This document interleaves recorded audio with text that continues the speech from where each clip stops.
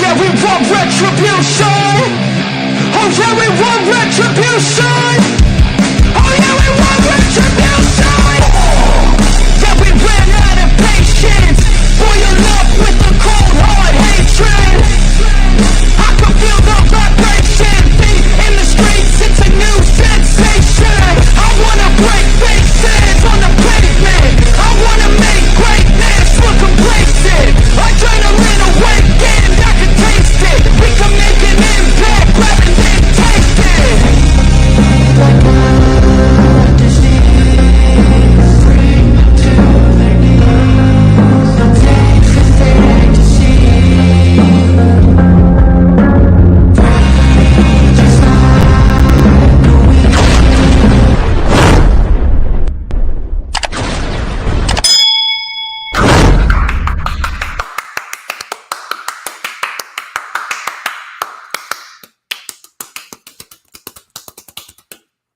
Finally, Mother Nature decides to give the state of New Jersey some decent fucking weather. It's closer to the 60s. I'm wearing some shorts.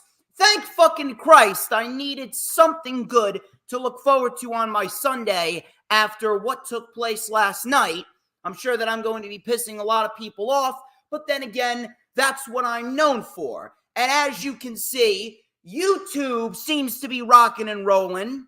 YouTube seems to be on fucking fire, and you already know what that means. You check the time, and I think that means that, ladies and gentlemen, I'm the one and only DJ Storms, and I would like to welcome each and every single one of you to a very special edition Sunday stream, as we are streaming live on 4 different platforms across, or 5 different accounts, I should say. 5 different accounts, 4 different platforms. It is Sunday, the Lord's Day. On the 7th day, the Lord rested because DJ Storm said, "Don't worry, big guy, I got this." And as you already know, you are all witness to the greatest fucking wrestling analyst on the motherfucking planet. As of course, you already know who I am, Mr. Controversy and the operator of the Best Damn X, formerly known as Twitter, handle known to mankind, and this is the official rewind for WWE WrestleMania 40 night number 1, which of course streamed live last night on the Peacock, that is. Get your mind out of the gutter, you fucking savages. Peacock, last night from Lincoln Financial Field in Philadelphia. Pretty shit city, if you ask me. Philadelphia at 7 p.m. Eastern time. Thank Christ they moved that shit to 7 p.m. And to be quite honest with you, they should move all PLEs and pay-per-views to 7 p.m. Eastern time. It's a much easier watch, much easier to digest. And as you can see, I am not alone. I'm sure that I'm going to be pissing her off throughout the course of this entire stream. But then again, that's what I do. I make people want to viciously punch me in the face with the facts. Ladies and gentlemen, please help me welcome back to the channel, good friend of mine, coming to us from upstate New York. He watched WrestleMania night number 1 in its entirety last night. Please help me welcome back to the eye of the storm for the 3rd time now within a 6-month period, Miss Billie Ann Wolf, your friend Billie, as she calls herself. How you doing today, this fine Sunday afternoon? I'm not gonna lie, dude. I'm tired. It's been a week of wrestling, but I'm very excited to be here. Stream in a row. 4 streams in a row. Wow. Tomorrow's gonna be 5. You are a content creator, sir. Damn right I fucking am. The best content creator on the fucking planet. About time that people recognize. We already got a large crowd, 15 people watching so far. I'm sure we're going to get more people watching as well. Hopefully we can break the all-time record. I believe the all-time record is 50 people. That was actually a couple weeks ago in the LFU. Although it's not Saturday, it's not my normal day, I think that we could do well for a Sunday. But before we get started here, and before we get into the festivities, where can everybody find you on social media? Oh, it's pretty simple. I'm old, so Facebook, Billie Ann Wolf on Facebook. Spell Billy correctly, folks. It's with an IE. Matriarchs of the Mat. We just started our own podcast. We're slowly easing into, hopefully it's going to be a weekly thing. We have interviews with some local awesome wrestlers upstate New York and around all the way down to, Jersey. But yeah, I'm on the internet. Find me, man. I'm sure that I'm going to be taking over that show sooner rather than later because everyone knows that when I enter the scene, I just make everything better. No comment. Oh, very nice. Very nice. I don't even need to say anything. You could just hear it in your head. I'm going to make my beard now so I can stroke it too. I'm sure a lot of people have been waiting for me to say it. Trust me, I'll get into it in just a little bit. As per usual, you can find me on X and Instagram at HistoryMakerDJS. One more time, at HistoryMakerDJS, because all I do is make history in everything that I motherfucking do. In addition to that, you can add me on my personal Facebook, as well as you can send me an email for collaborations and business inquiries. My email is, of course, StormsTakeOver@gmail.com. Please make sure you check me out on Rumble. We're looking to build a solid fan base over on Rumble, and we're on the road to 2,500 subscribers on YouTube.com. And if you don't already know, you should know by now that DJ Storms always makes YouTube a better place. In addition to that, please make sure that you hit the like button no matter where you're watching it from, whether it be on Facebook, X, Rumble, or YouTube, and share the stream out on all platforms of social media, that being X, Instagram, Facebook, Pinterest, Tumblr, Snapchat, TikTok, Twitch, Rumble. No matter what social media platforms you may be using, no matter what you're using, please make sure that you share it out so that way everyone gets their dosage of DJ Shizzle Dizzle, because it's a known fact that I make people's lives better. I don't make the rules. Yes, I did. In addition to that, please hit the subscribe button and hit that notifications bell with a huge coup de grace, because that way you are going to know whenever I pop up on YouTube, because whenever I pop up on YouTube, you know it is the best motherfucking time to be on YouTube, because it's the only time that you are going to get to see this glorious sideburn chin strap combination and this beautiful mustache right here. You already saw it once, but it's so nice. I'm going to do it twice, because we're going to let it up right here with a little and a dash of and a whole lot of because like a hot, freshly made pizza right out of the oven, maybe a little bacon bits on it and sausage and pepperoni. I'm telling you, you get that in there. You get some mozzarella sticks on the side. I'm telling you, it is succulent. It is just so good. It is scrumptious, just like I am. I am the tastiest snack in the IWC, and everybody wants a piece of the Storms Meister. Control yourself, people. Trust me, there's plenty of me to go around. Anyway. I don't know. You're kind of short. What? What? Did you say? I don't know, man. You're kind of short next to this gal. Just saying. Is there plenty of you? Oh, trust me. There is plenty of me to go around. Trust me, there has never been an individual that hasn't gotten their fill of DJ Shizzle Dizzle. I'd like to go on record to say that I have not. Not yet. Anyway. No. Anyway. You cannot outwit me. Trust me on that. You cannot outwit me. Anyway. This guy. Yeah, I know. I'm great, aren't I? Anyway, enough of the self-brand promotion, the advertisements. Let's get straight into the festivities here. WrestleMania night number 1. I know I've been joking around and I've been hyping everyone up, and that's only because of the fact that I need to do that. Because I need to give you something that is semi-entertaining after the disappointment that we saw last night. Not to say that it was a completely horrible show. I've seen horrible shows. Trust me on that. I remember watching Monday Night Raw and SmackDown throughout 2019 and how fucking bad those shows were. I'm not even sure how my wrestling fandom survived that time period. However, this is WrestleMania 40. And this is supposed to be, according to WWE, the biggest WrestleMania that we've seen up until this point. And we had ourselves our first night of action throughout this 2-night event, and it did not live up to what WrestleMania really should be. The overall show, that is. And I'm not even going to chalk it up to anyone personally that was involved in the show from an in-ring perspective. I'm not. I'm not going to chalk it up to any of the talent. I am chalking it up to one thing, and it's one thing that I've always bashed WWE for, and rightfully so. If it wasn't obvious before, it's certainly obvious now. And if you haven't realized it by now, you're either a complete fucking moron or you are lying through your teeth when you're trying to tell me that the WWE is firing on all cylinders. They're not. They're not.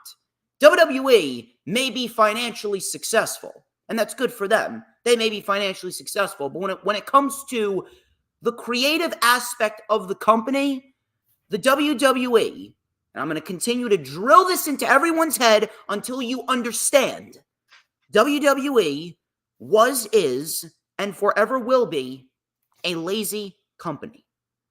They're lazy. WWE doesn't care. They already sold out the show. They sold out the show. So what do?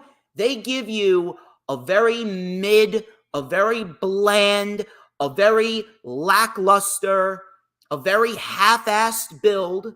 And in turn, the build reflected on some of the matches in the actual show, where we had 3 matches on the show that legitimately came out of no fucking where, had little to no build, and they ultimately stunk up the joint.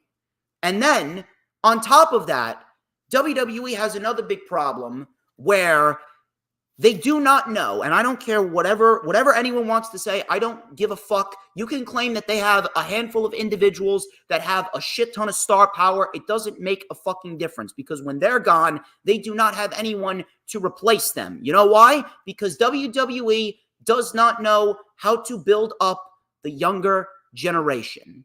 And we're going to talk about that when we get to the ladder match, and we're going to talk about that when we get to the women's trios match. And then finally, the third biggest problem that WWE has, I do not know who is backstage in the production area, because I know Triple H is not doing this shit all on his own. WWE really needs to learn how to produce some of their matches. The match production that WWE has, half the time, ruins the matches and really brings the talent down several notches. Like Jay and Jimmy, that match got 11 minutes, and that was produced horribly. And then the main event, I'm sorry, but that shit did not need to go 45 fucking minutes. And the first half of it was boring as shit, where we had Rock, Cody, Rollins, and Roman standing around doing nothing. Thank God it picked up towards the end. Now, was the show overall shit? No, it wasn't. I would not be speaking objectively if it was overly shit, and I would be saying that. I am a fair individual. I've always been fair. But at the end of the day, WWE...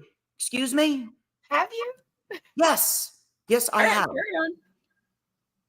At the end of the day, even though it wasn't a bad show, WWE had the opportunity to showcase to everyone, especially Triple H, seeing that this was his first WrestleMania and the first Mania ever without Vince McMahon, and it did not live up to what it should have been. I'm not saying it was bad. I'm saying it should have been better, and it wasn't.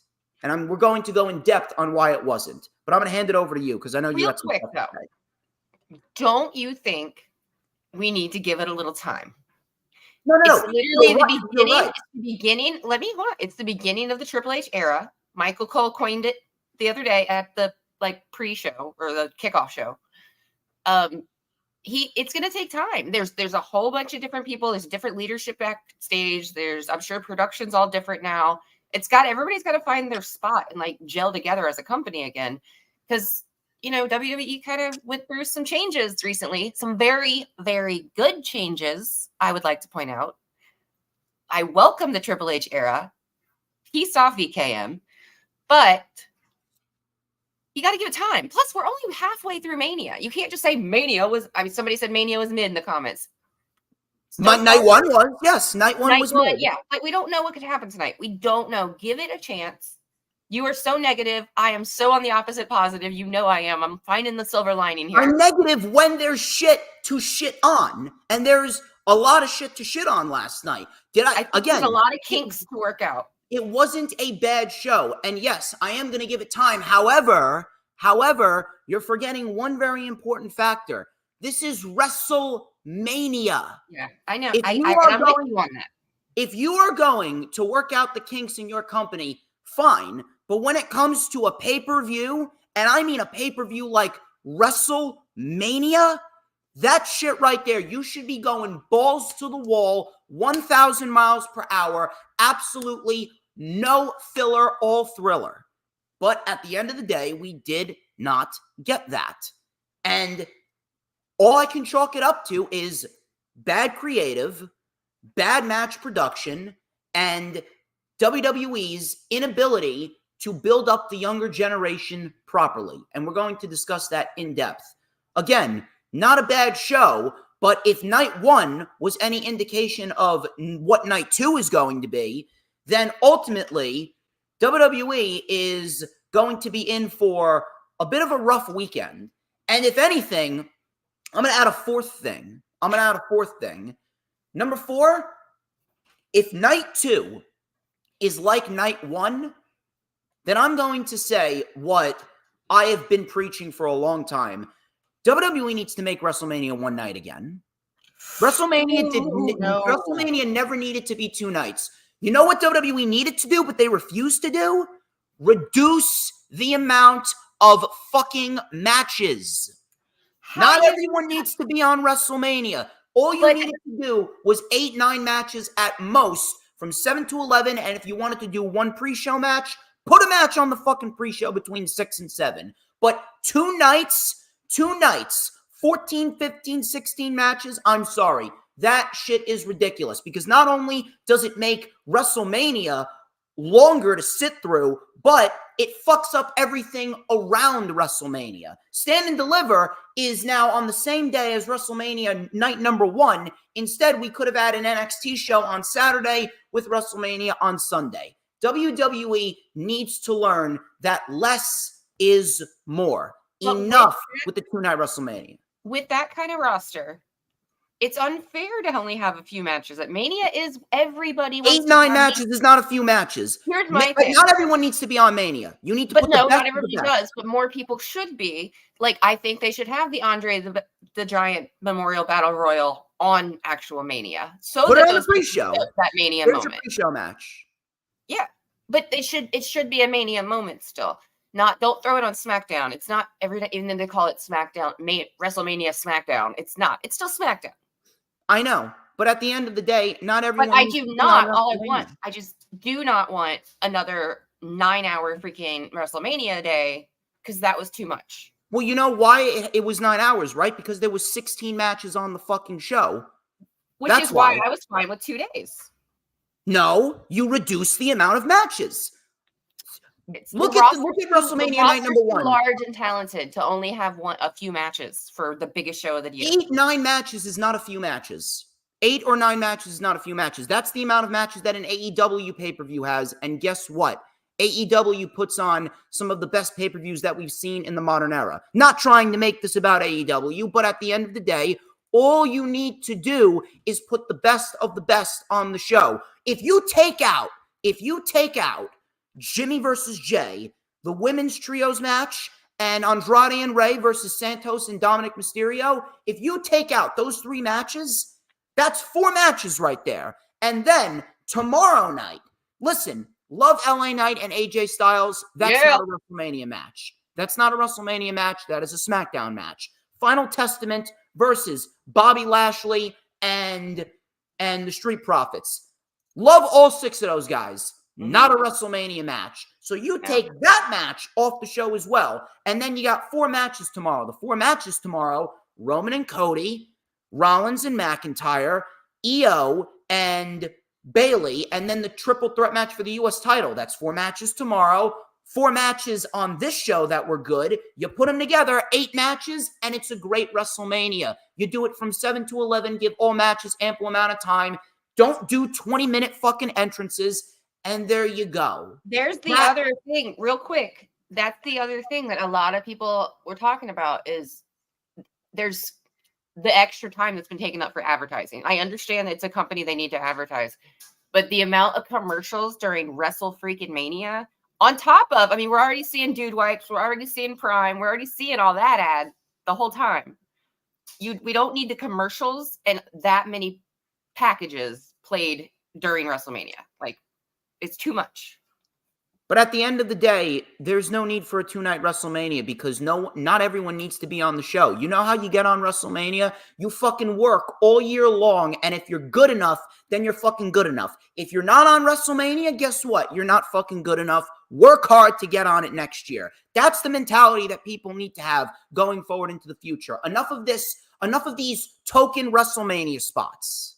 In the future, at one point, I'm sure it wasn't just about working hard. I'm sure it was about who you were talking to. Yes, but at the end of the day, now we're living in a new era. We need to build WrestleMania up as a legitimate 5-star stud show where only the best of the best wrestle on. And I can name you 3 matches on this card and 2 matches tomorrow night, no matter how good they may be, or tonight rather, 2 matches tonight that do not need to be on the show. WWE has a major problem. When it comes down to certain shows, certain matches do not need to be on the show. And if you're going to put them on the show, you're going to have to decide which matches are more important to be on the show. And as far as this show goes, you could have taken the middle of the show out, and then you could have added 4 matches from tonight, and then you would have been able to get by an easy 1-night WrestleMania. That's what I hate about WWE. And another thing, this is something that not a lot of people have acknowledged. Minus last year's 2-night event, every 2-night WrestleMania has been a disappointment. WrestleMania 36 was a disappointment. WrestleMania 37 was a 2-match, maybe a 3-match show. WrestleMania 38, let me tell you something. Night 1 was fine. Night 2 was a shitter. And if you combine the 2 nights, you actually get a little bit more bad than you get good. Last year's 2-night WrestleMania was the only good 2-night WrestleMania that we got. Now this year, night 1 was a 50-50 show. If night 2 doesn't deliver like it should deliver, I don't know. Maybe WWE needs to reassess this shit and make WrestleMania 1 night again because it's not working. 2-night shows like this, it's just not sustainable in the sense of it does not make the shows feel bigger and it doesn't make them feel more important. Matter of fact, it makes the shows feel less important because the middle of the show felt like a Monday Night Raw in front of 70,000 people. We're going to go in depth. If you have anything else to add, let me know before I start getting into the specifics here. You're good. You're good. I am just determined. I'm just going to say this now. We're still kind of at the beginning here. I am determined. It's my 3rd time on here. It's my goal to have you find one silver lining. Have one positive thought, sir. One positive thought. You can't all be negative.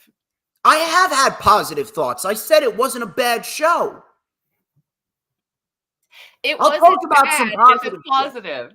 I'm going to talk about some positive shit. When it's positive, I will talk about it. If it's objectively bad, I'm going to tell you it's objectively bad. I am what you call... And I'll tell you when you're wrong. No.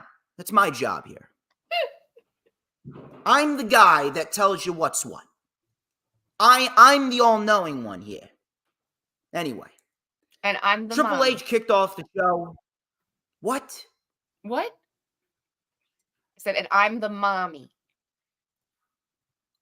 Well, guess what? I'm Daddy Storms. And yes, you're damn right that's a thing. People, if you do not get hashtag Daddy Storms trending in the chat, we're gonna have a problem. No. Anyway.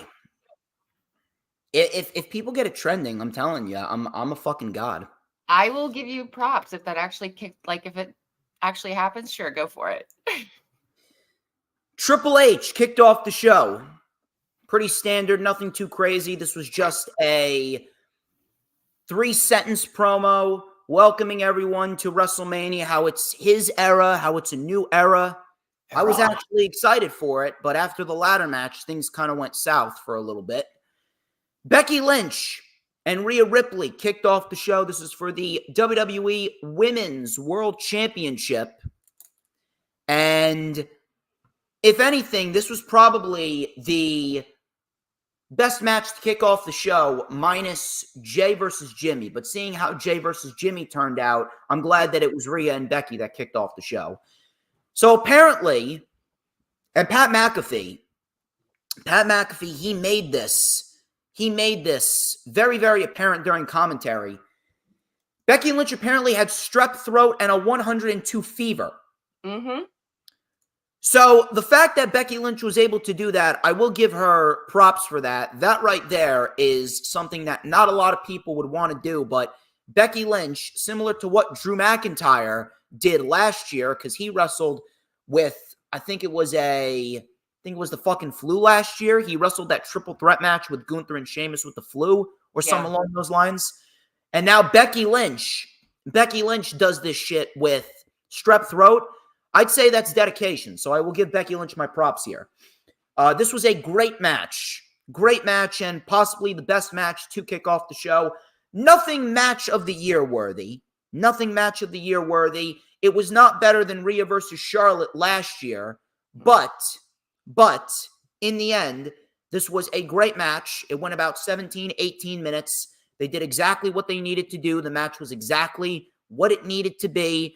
And the match had the right outcome. No tomfoolery, no Judgment Day, no Dominic Mysterio, none of that shit. Rhea Ripley retains the Women's Championship clean as a whistle.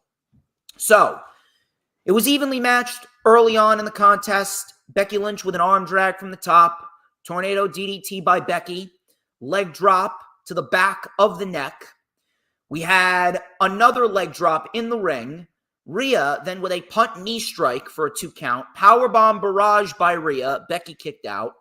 Becky then with a leg drop again, but Rhea reversed it into the prism trap. It was in deep. Becky got out of it, hit the manhandle slam. Rhea Ripley kicked out. Rhea Ripley hit the riptide. 1, 2. Becky kicked out. Becky then with a superplex into the disarmer. Rhea was able to power out of it. And then they flipped over the top rope. Rhea Ripley still held Becky in an electric chair position and then dropped her on the floor in an electric chair. Then we had Rhea Ripley tossing Becky back into the ring and hitting the frog splash from the top. Becky kicked out. Becky then went for a manhandle slam from the top rope. Rhea Ripley landed on her feet.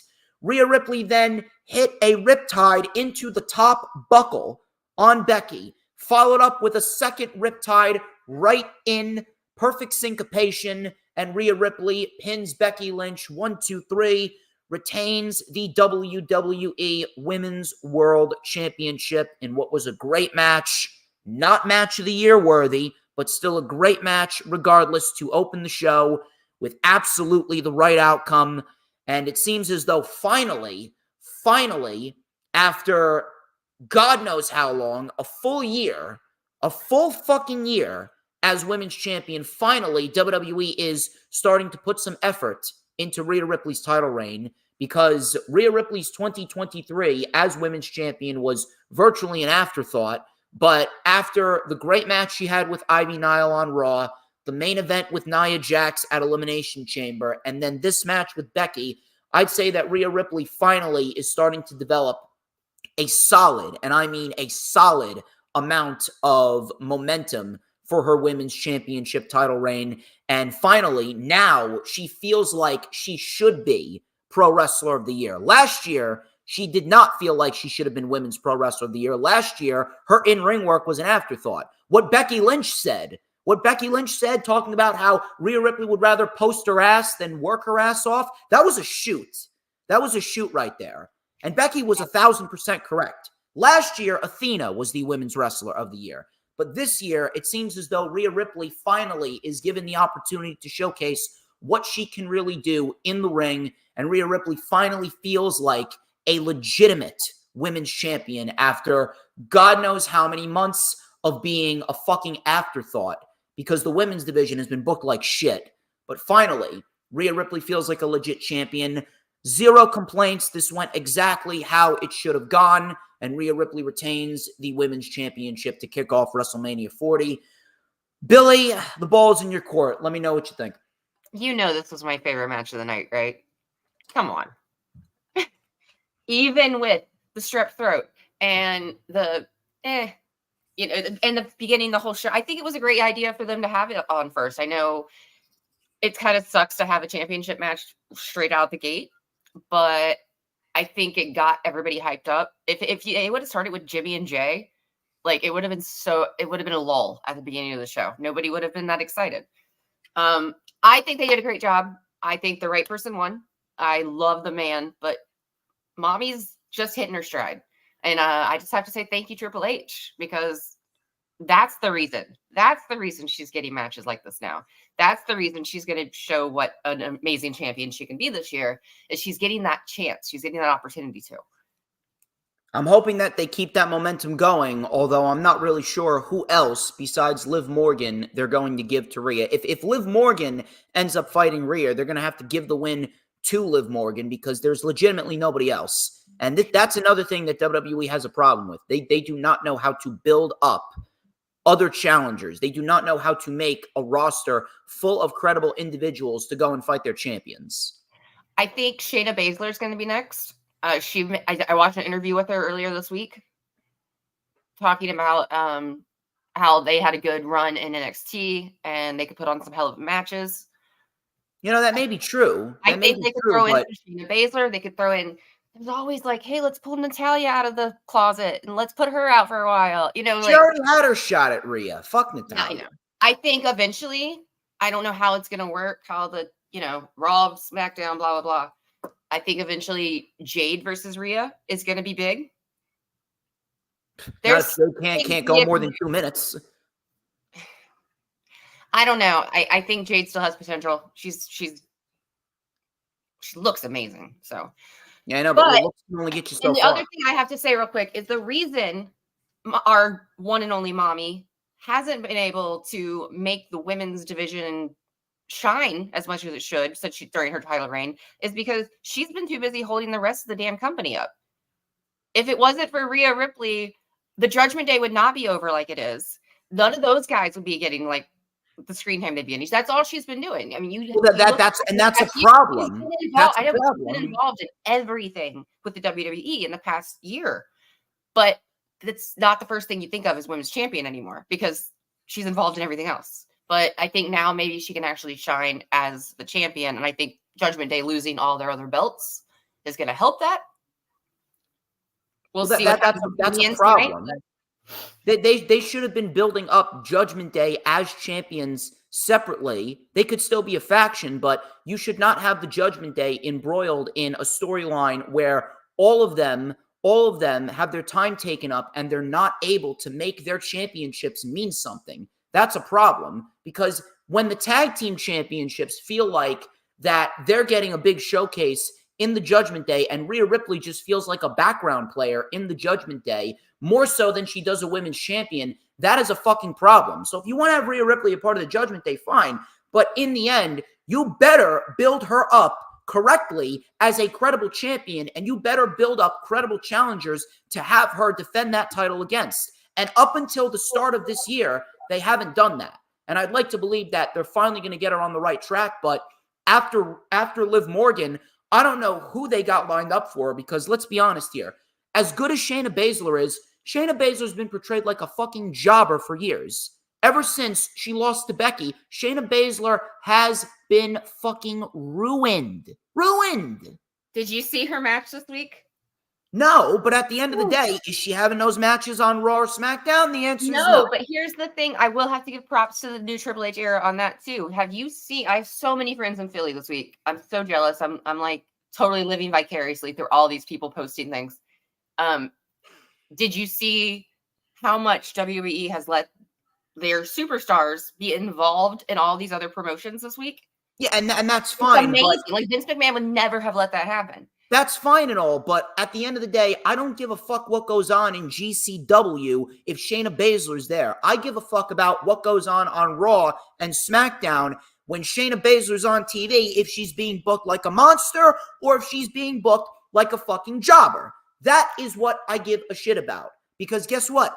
I don't watch GCW, not because I think that it's shit, but the fact that I do not physically have the time to watch all these other fucking companies. I watch Ring of Honor, I watch NXT, all AEW shows, and both Raw and SmackDown, and New Japan when I get the time. I cannot watch anymore, because if I did, then I would not have a fucking life outside of what I do.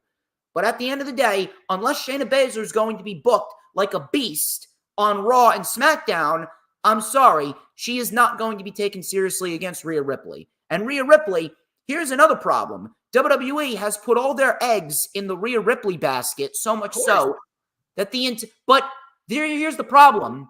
The problem is nobody else feels credible. Rhea Ripley is on an island unto herself, and no one else feels like they can stand up to her. That is the problem with WWE. They do not know how to build a roster full of credible individuals. And I really like to hope that Triple H has a plan, but as we speak right now, I cannot name you one challenger minus Liv Morgan that is going to look even 10% credible against Rhea Ripley. Now, where do you think, I before we leave this match, I just have to ask, where do you think is going to happen with Becky now, though? Where does this leave Becky? At this point, I don't know, because Becky Lynch, she's doing exactly what she should be doing. Becky Lynch has had a career. Becky Lynch should be in the position where she is putting other women over. So if you are going to have Becky Lynch on your roster, have her put other women over. You can have her put over other women like a Dakota Kai or a Kairi Sane or an Io Sky. You can have her put over a Liv Morgan. Have her put over the next generation of female superstars. Well, here's another problem. Why isn't Candice LeRae getting the showcase that we know she should be getting? Candice LeRae, realistically, you can make the argument that Candice LeRae is better than 90% of the women on that roster. Oh, definitely. And she's competing in 90-second fucking matches against Maxine fucking Dupree. All right, don't crap on Maxine Dupree. She sucks. She's green, I get it. Yes, and she sucks. And they could definitely do something. The Poison Pixie has potential, especially with how she shouldn't be a heel. She should be a babyface. No. She is a babyface. Majority of people do not want to boo Candice LeRae. I get that. I think she has potential to be a really good heel, though. But she was a fine heel in NXT. But when it comes to the main roster, with a heel like Rhea, she should be a babyface. Okay, fair. What about that? How can we get those two connected again? I wouldn't mind it, but again, it's going to take a while because they have not put any effort into Candice LeRae. Yeah, I wouldn't mind it, but I do like that idea, though. Let's keep her in mind. Again, it all depends on how much effort they really put into what they're doing, and I'm not a hard guy to please. I'm not. All I ask is for people to put effort into the services that they're providing to me. And I stated this yesterday afternoon after I did my rundown for Stand and Deliver and Supercard of Honor. I said, whatever service that I am going out to seek, entertainment service, food service, landscaping service, house improvement service, all I ask is that you give me your effort. You put effort into the services that you're providing to me. And WWE really has not had a good reputation of providing effort. Wait, I have to put effort into this? Yes. If you ain't going to give me 138%, there's the door. Get the fuck out. Oh, you heard it, ladies and gentlemen. If I don't come back, I don't care how adorable you are. Get out. Anyway. Judgment Day. Awesome Truth. DIY. New Catch Republic. New Day. Austin Theory and Grayson Waller. 6-pack ladder match for the undisputed WWE Tag Team Championships. And both sets of titles were hung above the ring separately. Let me go over the match itself, then I'll give my props to the match, and then I'll shit on the outcomes. The match was fine. The match was fine. Was it one of the best ladder matches that we've seen? No. No. I mean, let's be honest here. The Money in the Bank ladder matches that we saw last year at Money in the Bank were better than this. The tag team ladder match that we saw at Full Gear back in November was better than this. But it was a fine ladder match. We got a couple of good spots here and there, and everyone got their shit in. So it was chaos right out of the gate. Everyone started climbing the ladder. Priest accidentally threw himself on the ladder. Bate, with an airplane spin on Finn while he was holding a ladder. Finn then was tossed onto a ladder by Tyler Bate. Bate and Dunn with moonsaults off of a huge ladder outside onto two separate piles of bodies. That looked very nice. Priest then tossed Dunn onto a ladder, knocking Bate off. Truth wanted the tag. Truth then, with the John Cena-esque comeback, as if I really need to watch this shit, R-Truth acting like a fucking dunce. So we had an AA onto the ladder, and R-Truth did a cheap mock count on the mat, as if he just won the fucking tag team titles. But he got to 3, didn't he? Yeah, and it was fucking ridiculous. Skull-crushing finale and Little Jimmy on Damian Priest. Super kick by Gargano. Fairy tale ending on Ciampa. Both teams went for the titles, but Theory and Waller stopped them. Grayson Waller and Theory won the SmackDown tag team titles. Now, I'm going to hold off until the end because I got some shit that I want to say about that. Dunn and Bate powerbombed Waller through a ladder bridge onto the floor. We had another ladder bridge in the ring, so Waller was effectively taken out of the equation. DIY then brought out some tables. Woods with an elbow drop off the top onto Ciampa onto a ladder bridge. Kofi with a truss fall through the air onto a pile of bodies. Xavier Woods went for the title before Theory stopped him. Theory took out Woods, and he stopped him from getting the Raw Tag Team titles. In came the New Catch Republic and DIY. We had Gargano with one final beat off of the apron to Pete Dunne through a table. Ciampa then with an air raid crash off the ladder onto Bate. JD McDonough came in to stop R-Truth. JD was sent through 2 tables, which looked nasty. I think he hit the back of his head on one of them. That was from really high up, too. Yes. Priest and Miz were then up top. Priest then tossed Miz to the floor. Truth then took out Priest, and Truth unhooked the Raw Tag Team titles, and the Awesome Truth won the Raw Tag Team championships. Now, I'm actually going to give it to you first because I want you to get out what you need to get out, because after I take center stage, I'm going to be spitting a lot of venom. I'm prepared. No worries. Yeah, I said the last time I was on your show, and I'm going to point it out, and you're going to hate me more, but I said R-Truth, the Awesome Truth, is taking at least a set of titles. So congratulations to two of my all-time favorites, The Miz, my Ohio buddy, R-Freaking Truth, who is the most underrated, entertaining as hell wrestler we've had in years. I'm so proud. I'm so happy. And because I'm taking over your stream real quick, what did I send you last night, Mr. Storms? When that happened, what did I do? I sent you a video of my reaction. What I can tell you. You're welcome. No, it was great. The match had some issues. I was a little concerned about how New Catch Republic had no pops. Like, it seemed like every time they got in the ring, like, nope, everybody just got quiet. There was no interest in anything they were doing. And I got to give props to Xavier Woods' gear, because Consequences Creed came back out last night, basically, in his awesome, US gear. But I know you're sad, DJ. I know you're sad. I'm not sad. I am fucking furious. I am not. I think the two teams that I wanted to win actually were going to win. I mean, it's not like I like the other team that won, but I can see why they would. So, I think it was a great match, and I'm just so happy. I'm glad that they figured something out. There was an issue with that ladder at the end. You could see a lot of like conversation happening with the refs and the wrestlers that like the ladder was breaking. You need to get a new one in. Did you see all that?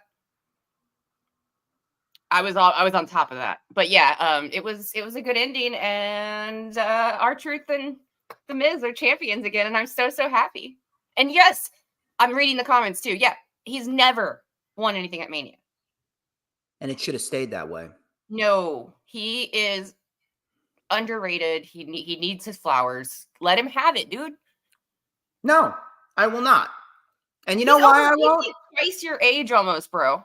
I don't give a fuck. And he's still flawless. Like, he's still give a fuck. It was entertaining as hell. That hot tag was amazing. That pin was amazing. It's R-Truth. I don't give a fuck. You have to learn to like the entertainment part of sports entertainment. If you want to watch MMA, go watch MMA. It should be a fucking sport. Freaking wrestling. All right, so here's what I'm going to do. I'm going to cut myself my own little pipe bomb here because we already had the feel-good moment. Now it's time for you all to understand the truth of the matter. And I'm going to piss off a lot of people. I'm going to piss off a lot of people, and I'm going to throw down the truth. Not our truth, the truth. Let me tell you all something here. The match was fine. I've said it once, I'll say it again. The match was fine. But the outcomes, I don't understand how anyone could look at these outcomes and say that they're okay. The tag team division has been in a state of rejuvenation.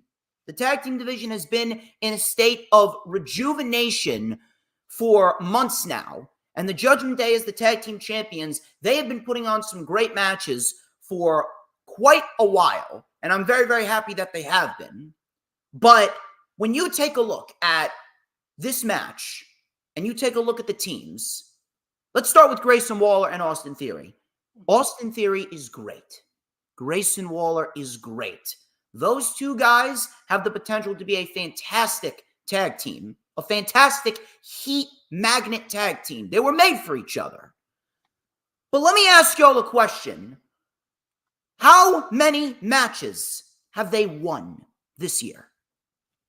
I can only name you about maybe 2, and it was the 2 matches that they won to win that little mini tournament in order to get into this match at WrestleMania. You want to know the problem that I have with Waller and Theory winning? It's because for months, they've been booked like fucking jobbers. You take a look at Waller and Theory. How many times were they playing fucking Ring Around the Rosie with fucking Randy Orton and Kevin Owens? How many fucking times do we need to see them in singles matches against Owens, and we need to see them take stunner after stunner after stunner after stunner? Maybe if Waller and Theory were winning matches and they actually had a bit of momentum and credibility on their side, maybe I wouldn't be shitting on them taking the win here. And then let me give you an example. Look at Drew McIntyre. Drew McIntyre, he beat Jey Uso, Sami Zayn, Cody Rhodes, AJ Styles, and he won the Elimination Chamber match en route to his World Heavyweight title match tonight at WrestleMania. And let's say, assuming that he wins tonight. Let's say, assuming that Drew wins tonight, because there's a chance that Priest could cash in. Let's assuming that Drew McIntyre wins tonight. How is Drew going to look after that? He's going to look credible. He's going to look like a beast. He's going to look like a main event talent. But let's say Drew McIntyre, he lost to Jey Uso. He lost to Sami Zayn. And he lost to AJ Styles. And he lost to Cody Rhodes. And then he wins the title. Are you really going to take Drew McIntyre seriously after he wins the World Heavyweight title after losing 6, 7, 8, 9, 10 matches in a row? Please, someone tell me, how the fuck does that make any fucking sense? Here's a spoiler for you. Whether you want to admit it or not, it doesn't. Maybe if Grayson Waller and Austin Theory were winning matches and they actually had some momentum going into this match, I would be singing a different tune. I'd be singing a different tune. How can you look at Waller and Theory and seeing how much they have been, I don't want to use this word, but virtually buried. They have had zero momentum going into this match, and now they're the tag team champions. I don't give a fuck if it's to get them heel heat whatsoever. I don't give a fuck if it's because to give the heels the tag team titles just to give the baby faces a good chase. I don't give a fuck. I want logic. I want shit that makes sense. I want credible challengers and champions. And I'm sorry to tell you, but Waller and Theory, they don't got jack shit in terms of credibility. Mm-hmm. My fucking wooden comb that says "Fear the Beard" has more credibility than Grayson Waller and Austin Theory have. How do you look at them and then look at the New Catch Republic and seeing how the New Catch Republic, they've been winning matches. The only loss that they have this year was to the Judgment Day at the Elimination Chamber. But even then, they had a great fucking match. And that match in itself boosted their merit. Why is it that the New Catch Republic did not get the tag team titles? That's one thing. Now, I'm not done yet because I got shit to say about R-Truth and The Miz too. And this is going to be even more venomous. Then you go to R-Truth and The Miz. I'm sorry. Are we living in 2011? I'm sorry. I wish. What fucking world? In what fucking world does R-Truth and The Miz, they bring credibility to the tag team division? They bring credibility to the tag team titles? Mm-hmm. It's a feel-good moment. Fuck your feel-good moment. You're telling me you couldn't have a feel-good moment with DIY? This storyline with R-Truth and the Judgment Day has been shit. It's ruined the Judgment Day after coming out of War Games. Ruined the Judgment Day. You're right, it's not Billy's opinion. It's the truth. It's the facts. It ruined the Judgment Day coming out of War Games. It made the Judgment Day feel like a complete fucking comedy act. And R-Truth and The Miz, they weren't even a fucking tag team prior to this Judgment Day R-Truth feud. And Miz, I didn't mind Miz being a babyface for his feud with Gunther, but the Miz as a babyface, especially tag teaming with Awesome Truth, I'm sorry. That shit right there, that shit is grade A Vince McMahon garbage right there. Awesome Truth was a tag team before these guys even came into the WWE, so don't start with that crap. I don't give a fuck. The Miz and R-Truth, they do not bring any credibility to the tag team division. You're telling me you could not, no, I'm not done. You cannot tell me that you could not have built up a legit tag team in DIY to get that momentum and get that big win at WrestleMania, because not only are they great baby faces, but they're a great fucking tag team that's going to give you great matches on a weekly fucking basis. When it comes down to it, you put the championships on the best possible individuals. Guess what? If you ain't a great wrestler, if you are not going to bring credibility from an in-ring perspective to the shows and to the championships, guess what? You should not be anywhere near a fucking championship. And for anyone that's saying that R-Truth, oh, he's 50 years old, he never got a fucking WrestleMania moment, who gives a fuck? Who gives a fuck? There's a lot of people that didn't get their WrestleMania moments. You don't see them bitching and complaining. So at the end of the day, Truth and The Miz should not have won because they will do nothing for the tag team titles. If anything, I would be shocked if they hold the titles past Backlash.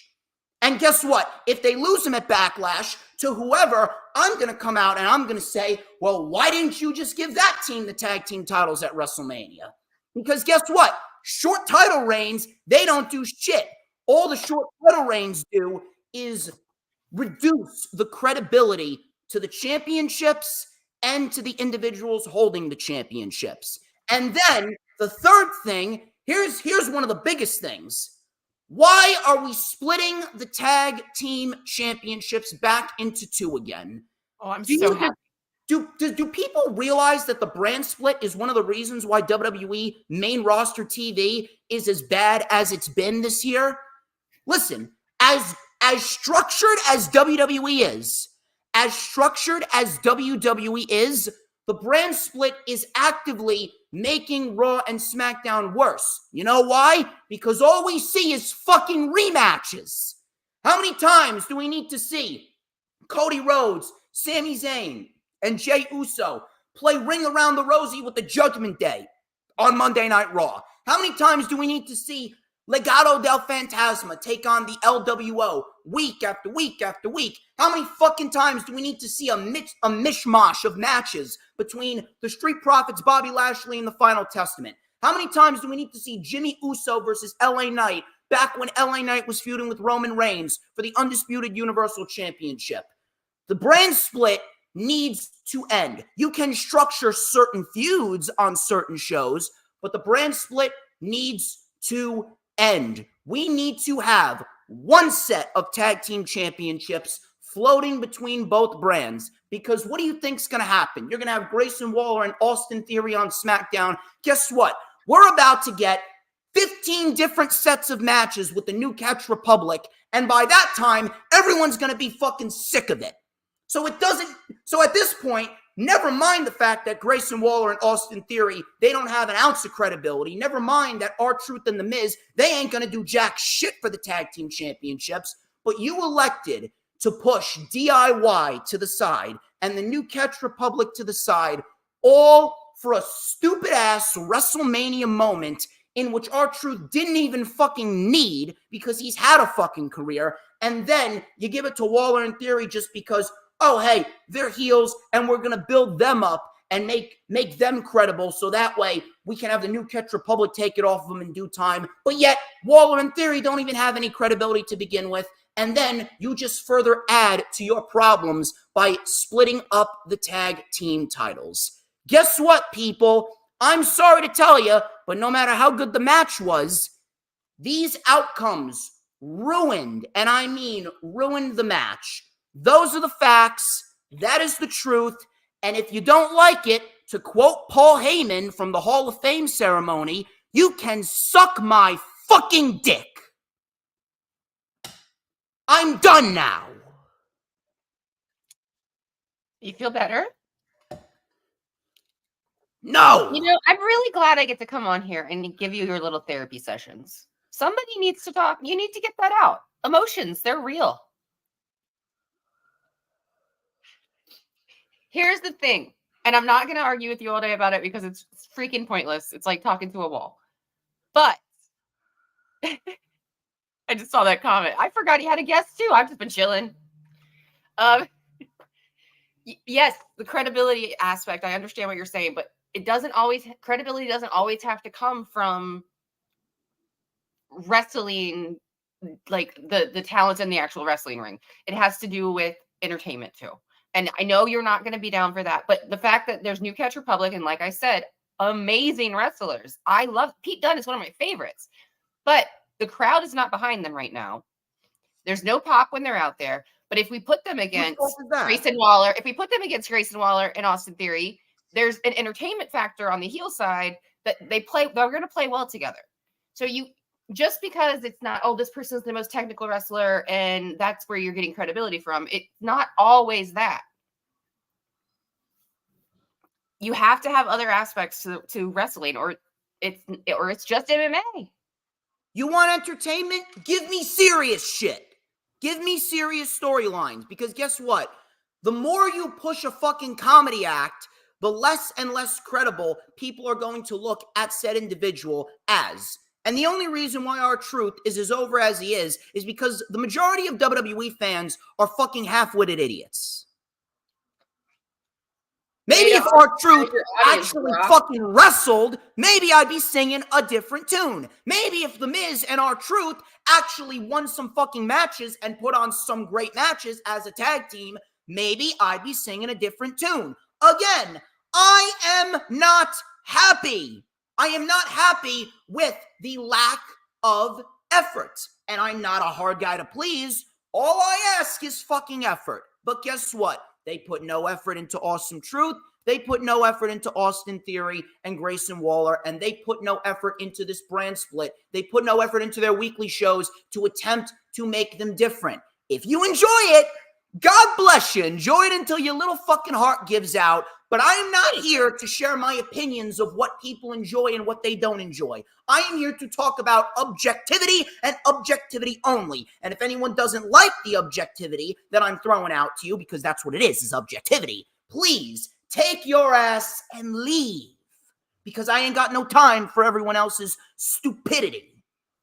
That's why I fucking hate the wrestling community. I swear to God, if I could, I wish I could just delete all my social medias because I cannot fucking stand the mind-numbing idiocy of the people within the IWC. Someone has to be the flag bearer. Someone has to be the smart one of the bunch. And y'all are fucking lucky that it's me. I think as the Ms. Wolf side of my personality, I think you need to take some vocabulary lessons, but we're just, whatever. Objectivity, sure. Okay. The truth. This is all your opinion, and you're never going to see it. It's the truth. Entertainment aspect, you're never going to see it from. Not everyone is you watching wrestling. Right. Not everyone is smart. I know. Not everyone is smart. I know. That's why you have me. I know. Wow. Not everyone is smart. Wow. Tell me when I'm telling lies. I'm not. I could, but we would be here all day. Well, you're right. You could tell me that I'm telling lies, and I could agree with you, but then we'd both be wrong. So what's the next match, DJ? Rey Mysterio and Andrade versus Santos Escobar and Dominic Mysterio.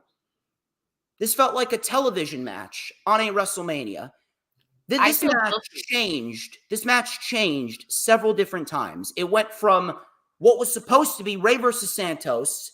Then you give us Dragon Lee and Rey Mysterio versus Santos and Dominic. And then you give us Andrade and Rey Mysterio versus Santos and Dominic. I'm sorry, WWE, how are we supposed to care about this shit when you're changing it left, right, and center on a weekly fucking basis? I don't even know why Dominic Mysterio is involved in this shit. I thought we solved this shit last year at WrestleMania. And the build towards last year's WrestleMania match with Dominic and Rey was great. That was a great build. And the match was great as well. Probably one of Dominic Mysterio's best matches to date.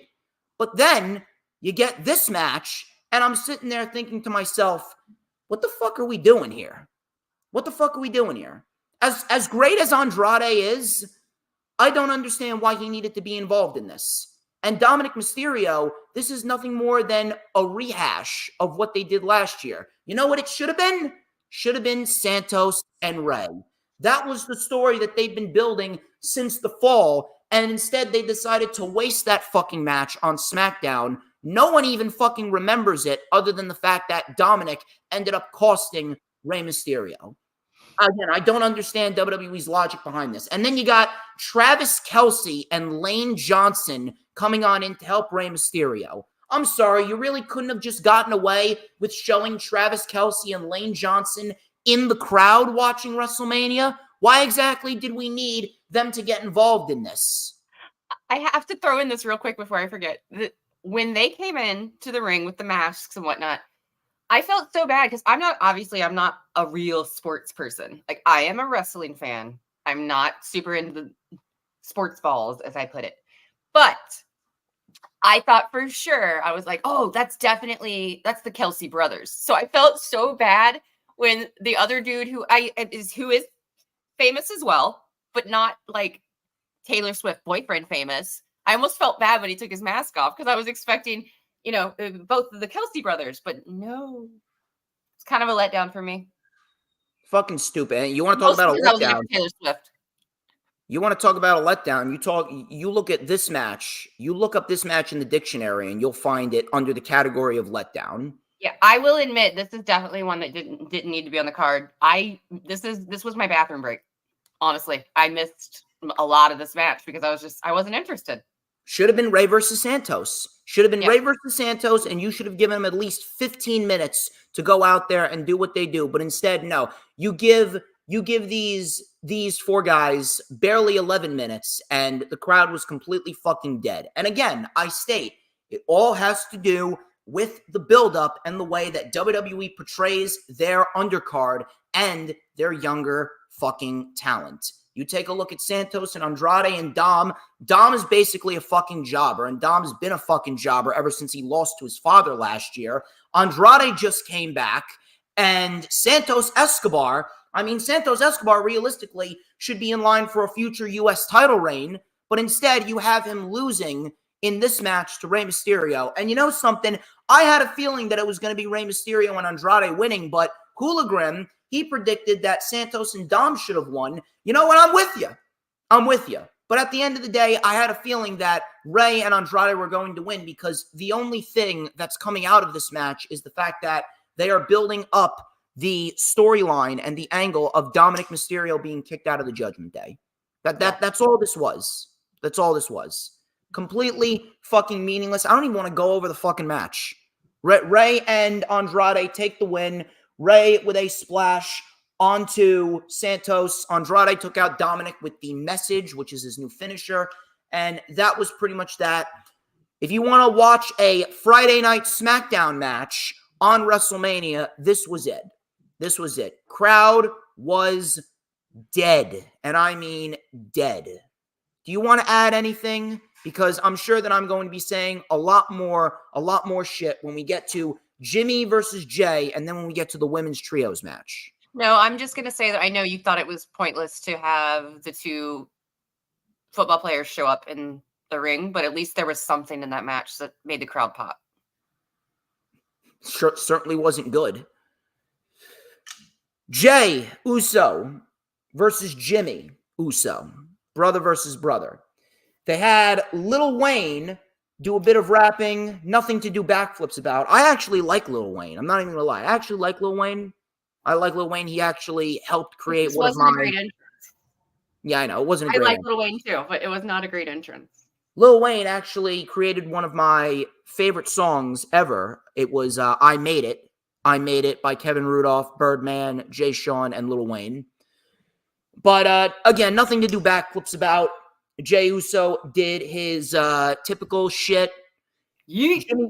Jimmy Uso came out. Well, this match was a no yeet. No yeet. Jimmy Uso came out, and immediately Jey Uso tried to build up some momentum. Tope Suicida. Match didn't even begin yet. We had another Tope Suicida and a diving crossbody in the ring for a 2. Jimmy came back with 2 hip attacks, a few super kicks. The crowd was chanting yeet every time that Jey Uso threw a punch and no yeet every single time Jimmy Uso threw a punch. That was probably the most entertaining thing about this match. We had super kick after super kick by both men. All of a sudden, Jimmy Uso, after receiving about 6 or 7 super kicks in a row, Jimmy Uso tried to apologize and say that he's sorry to Jey. Crowd did not even react. Crowd did not even react to this cinema garbage. Crowd didn't even react. Jimmy Uso offered a hand. Jey took it. Jimmy faked out his brother, hit a super kick and a splash. Jey kicked out. Jey with a spear. Uso splash. Jey gets the win. 1, 2, 3. Second match in a row that felt like a television match on WrestleMania's card, and people are asking, well, what went wrong? There's a lot of things that went wrong. First of all, the heel turn by Jey Uso back at SummerSlam didn't even make sense. The heel turn back at SummerSlam didn't even make sense. Jimmy Uso was the individual that kind of pushed Jey Uso to leave the bloodline. And then he got his ass beat by his own cousin. Mm-hmm. He got his ass beat to within an inch of his life by his own fucking cousin. And then he comes in and costs his own brother the Undisputed Universal Championship. And then in addition to that, you waited 8 months to pick up this storyline where it left off. You waited 8 fucking months, you gave us no teases. You gave us no physical altercations. You didn't even give us a halfway decent promo between these two leading up until WrestleMania, and shit just completely died out. You know when this match should have taken place? This match should have taken place at Payback back in September. That's when it should have taken place, not WrestleMania. I don't give a fuck what you want to say. It should have taken place back in September at Payback. And then in addition to that, minus a poor build, minus the fact that shit didn't even make sense, what the fuck was up with this match production? Whoever produced this match may as well be fired. Whoever produced this match deserves a pay deduction. Whoever produced this match deserves a suspension. Whatever happened in this match, completely fucking meaningless. And people want to say that the Young Bucks matches have too many super kicks in them. Take a look at this fucking match. Not 90% of the fucking match was super kicks. And then, in addition to that, to add on top of that, if you needed any more reason why this bloodline storyline needs to end, just watch this match. No reaction whatsoever when Jimmy Uso was trying to fake out Jay and apologize for what happened. Absolutely no reaction whatsoever. If it's not obvious now, people are over this bloodline cinema shit. Not even that. More and more WWE fans are just pushed away from the art of professional wrestling. It's nothing but cinema shit. If you want cinema, go watch a fucking Marvel movie. You want cinema? Go watch The Walking Dead. Go watch The Last of Us. Go watch the horror flick. Fuck that shit. You literally just used the word art. The art of professional wrestling. Yes, pro wrestling is bell-to-bell action and two individuals putting their body on the line to showcase how good they are in between those ropes. You want art? Go watch Will Ospreay versus Bryan Danielson. That's art. This right here was kindergarten macaroni art. What's wrong with kindergarten? If you want fucking Michelangelo shit, go watch Ospreay and Bryan. You want just a bunch of scribbly lines from a bunch of kindergartners that don't know their nostrils from their toenails? All right, I will not have you bashing kindergartners, sir. That's my shoot job. Well, guess what? I'm shooting on this job. Fuck this. I'm telling you, fuck this shit. WWE needs to, I'm telling you, if WWE would just shy away, if they would just fucking shy away from this soap opera drama, this shit has gone on way too long, and honest to God, it's ruined the fucking industry. It's ruined the fucking industry. We were living in a time where we were moving away from this soap opera drama and focusing on making pro wrestling a fucking sport. That's what we need. We need pro wrestling to be a motherfucking sport showcased with individuals that are going to go out there and give 138% when that bell rings to showcase why they are the best fucking wrestlers on the planet. Showcase to everyone that if you want to do this, you better, and I mean you better, put everything that you have into this. Meanwhile, you take a look at some of these matches on WrestleMania, I could take a random bum off the street and I could reenact every single move that I saw in Jay versus Jimmy for the 11 minutes that it went. Don't try this at home, kids. I could, and I would succeed. God. Absolutely horrible. Absolutely horrible. A complete dud of a fucking match. And if anything was proven, it was proven that the bloodline storyline needs to come to an end. This cinema shit has run its course. We need to get back to professional wrestling. You know what we need? We need NXT black and gold pro wrestling matches on a weekly basis. That is the shit that is going to make WWE TV better. Because whatever the fuck's going on with this story garbage and people want to preach storytelling, I don't know what the fuck you're watching, but whatever story's going on, This story fucking sucks balls. And I mean grade A donkey balls. I think the one silver lining of everything, you said there was no build, and I'm with you on that for the Jimmy J stuff. It shouldn't have happened. You know, I agree with you on the, like, Jimmy was the original one to be anti-bloodline. So it all doesn't make sense to me. But that, like, video package they put together, the brother versus brother one, was awesome. Like, it was that was better than the actual match. Yeah, it was. But that, it sucks though, because it got me so hyped for it that I'm like, oh, this is going to be the brother versus brother match. That's going to be good. Because it seems like we can't get one since Owen and Brett. We can't get a really good brother versus brother match. Matt and Jeff was actually good. I don't know what it wasn't. I I watched Matt versus Jeff, and even though it only went 13 minutes in the Extreme Rules match that we got, that was not a bad match. It wasn't a bad match, but it wasn't. There needs to be more hype to this brother versus brother stuff. There needs to be something needs to pay off, and nothing ever pays off. And I think there's like Matt versus Jeff. You know, it's like a curse. They didn't make it for a world title. Yeah, that should have definitely been. That should have been for the world title. I also think there's almost like a weird curse though. Like nobody's ever going to top Owen and Brett, and so like just quit trying. You know. I mean, I have one match that could top Owen versus Brett, but I don't think we're ever going to see it. What do you think? Matthew versus Nicholas Jackson. Oh my God. That is the only match that could top Owen versus Brett. But even then, I still don't think that Owen versus Brett is going to be topped by that. I think it'll come close, but Matthew versus Nicholas Jackson, that is the only match that I could see even coming close. Well, you know how much I love the Young Bucks, so I'm not gonna be biased on that. But yeah, Jimmy, I also agree. Is that Hologram in that comments that was saying that? Yeah, I think so. Jimmy, I had Jimmy to win this. He needed to freaking win this, or it was just pointless if he didn't. I honestly thought everybody involved with Cody this weekend was going to lose, except for Cody tonight. I thought everybody was just going to get screwed over, and Cody was the only one that was going to get anything in his camp. But I mean, I guess it wasn't for anything really. So let Jay have the win, but. Jimmy needed it. We need to end this shit. If yesterday proved one thing, the Bloodline storyline needs to end. It needs to end.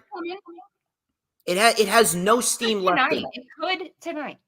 And then Paul Heyman wants to come out and say that we're only in the third inning. Third inning, motherfucker, we're in the 53rd inning. We're in the 53rd inning. The sun is rising. The sun is fucking rising. You started this game in the afternoon on a Saturday. You went all into the night. The sun is rising over the horizon on Sunday. I'm fucking tired and I want to go home.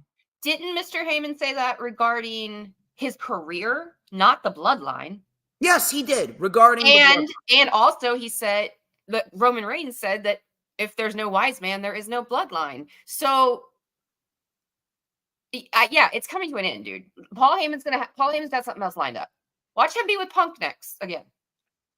As long as Roman Reigns is not the world champion anymore, because that shit has run its course. He won't be after tonight. He better not be. Another stinker. Asuka, Kairi Sane, and Dakota Kai versus Bianca Belair, Naomi, and Jade Cargill. Absolutely meaningless. You're right. It's not your opinion. It's the fact. I'm just making sure people know when you say ridiculous shit like that. No. It's only ridiculous because you don't want to admit the truth. It's only ridiculous because you don't want to admit the truth. Listen, enjoy what you want, but I'm here to spit facts. This is why people watch me. You don't think those 6 women individually, and don't just take Jade out of it because it's a whole different conversation. You don't think those 6 women put on a good match? For 8 minutes, this was a house show match. This was a house show match. This was not WrestleMania worthy. This was the most basic of 6-woman tag team matches that you would find. Once again, entertainment, the best entrances of the night. I don't give a fuck. I want good wrestling. Give me a great match. If you are not going to put on good wrestling, all that is important. Getting the crowd in that mood. You have to set the fucking tone. You have to. I don't know. And guess what? They set the tone and they couldn't live up to it, and they shit the bed. They got something here, and let it ride. Yeah, 8 minutes of a fucking house show match. It was fucking worthless. The match went exactly how it was going to go. The best part about this was the entrance. The match did nothing. Whatever. So if you want to come out here and say you enjoyed the the match, entrance, it's fine. the But match sucked. the match made everybody aware that there are 3 women that could easily take over all of the women's division together.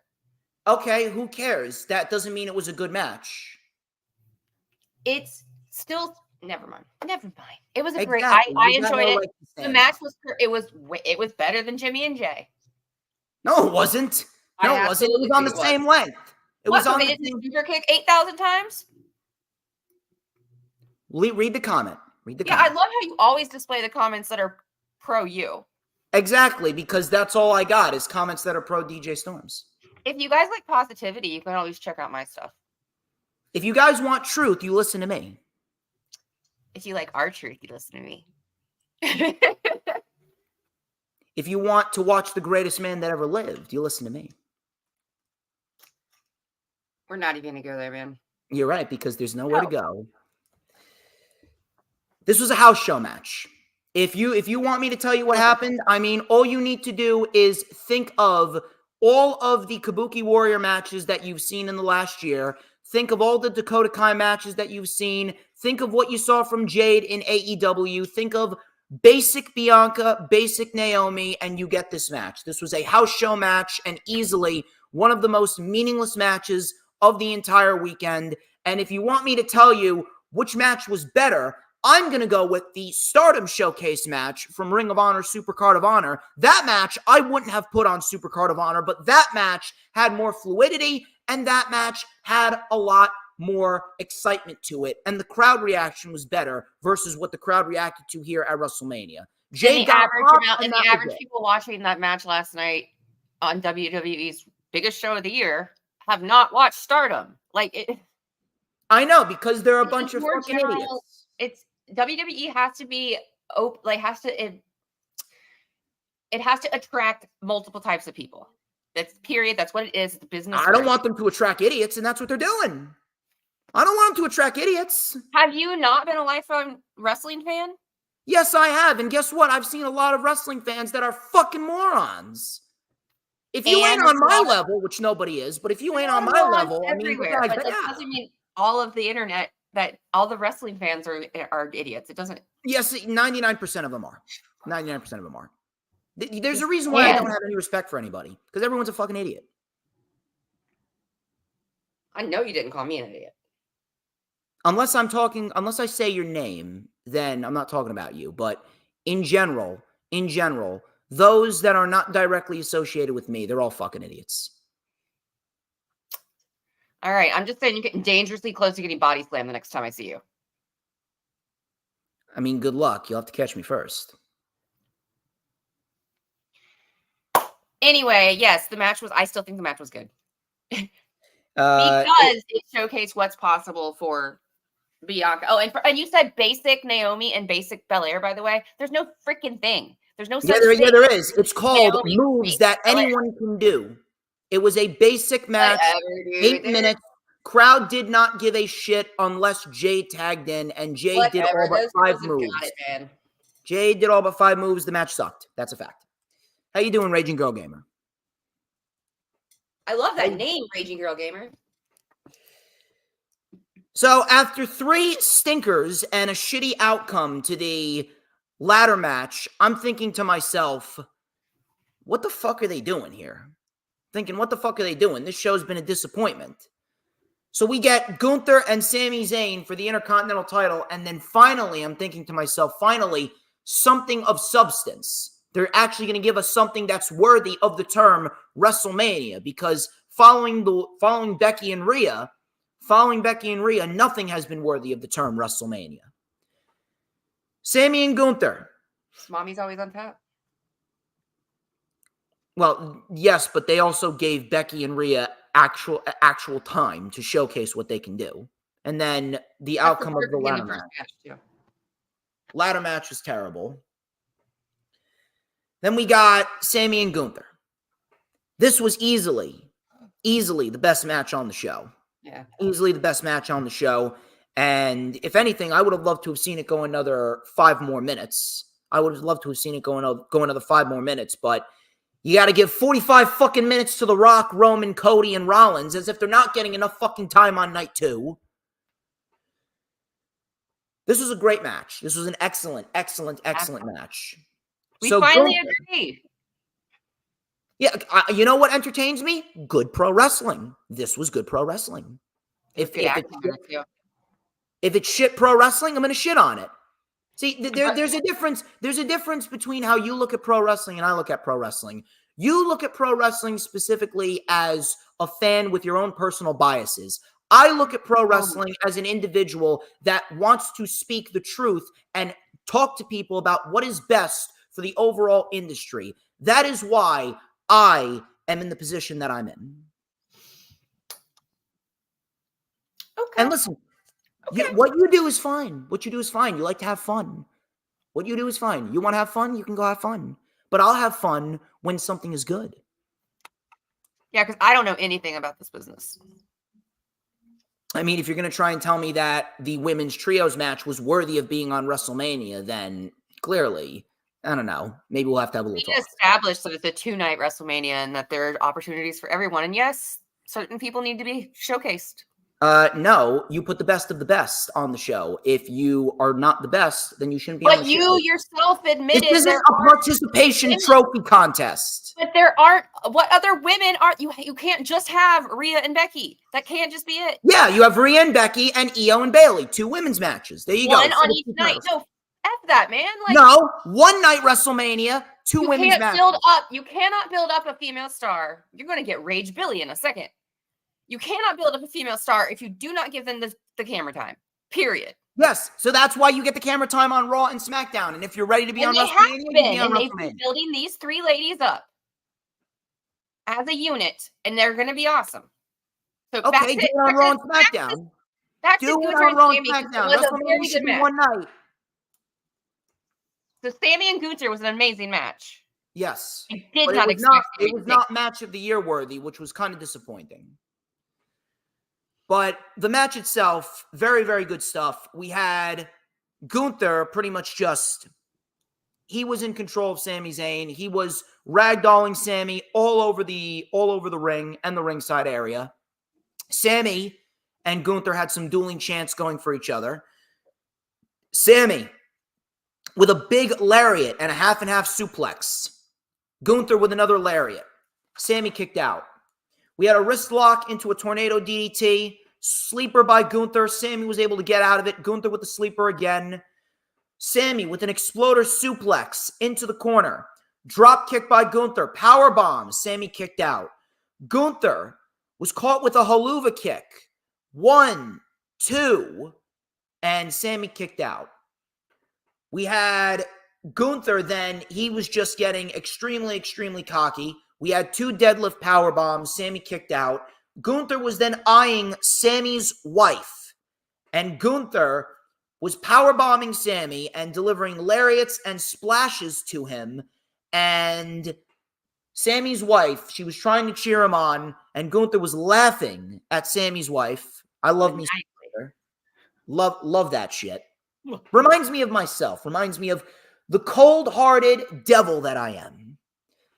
After that, Gunther got a little too cocky. He wasted too much time. Zayn with a haluva kick up top. Top rope brainbuster by Sami Zayn on the top turnbuckle. It seems as though Sami Zayn saw that Kyle Fletcher was stealing his move at Supercard of Honor against Lee Johnson. And Sami Zayn said, let me tell you something, Kyle Fletcher. Don't forget who the originator was. Top rope brainbuster. 1 haluva kick. 2 haluva kicks. In total, there were 3 haluva kicks in this match. Sammy covers 1, 2, 3. Gunther transfers his credibility and his Intercontinental Championship to Sami Zayn. Gunther is no longer the Intercontinental Champion, and Gunther's incredible reign ends at 666 days as Sami Zayn becomes a 4-time Intercontinental Champion. Now, the match itself was great, and the ending was great as well. I got to give credit for this ending. The visual of Gunther just hitting the power bombs and the splashes on Zayn and then looking over at Zayn's wife and laughing.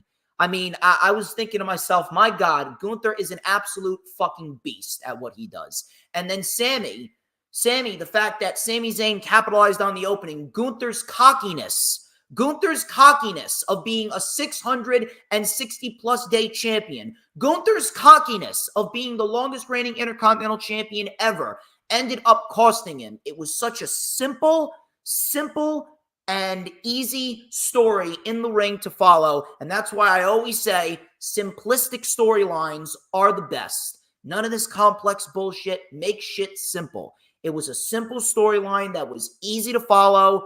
Gunther fucks himself over, and Gunther drops the Intercontinental title to Sami Zayn. Now, the question is, was it the right outcome? Was it the right outcome?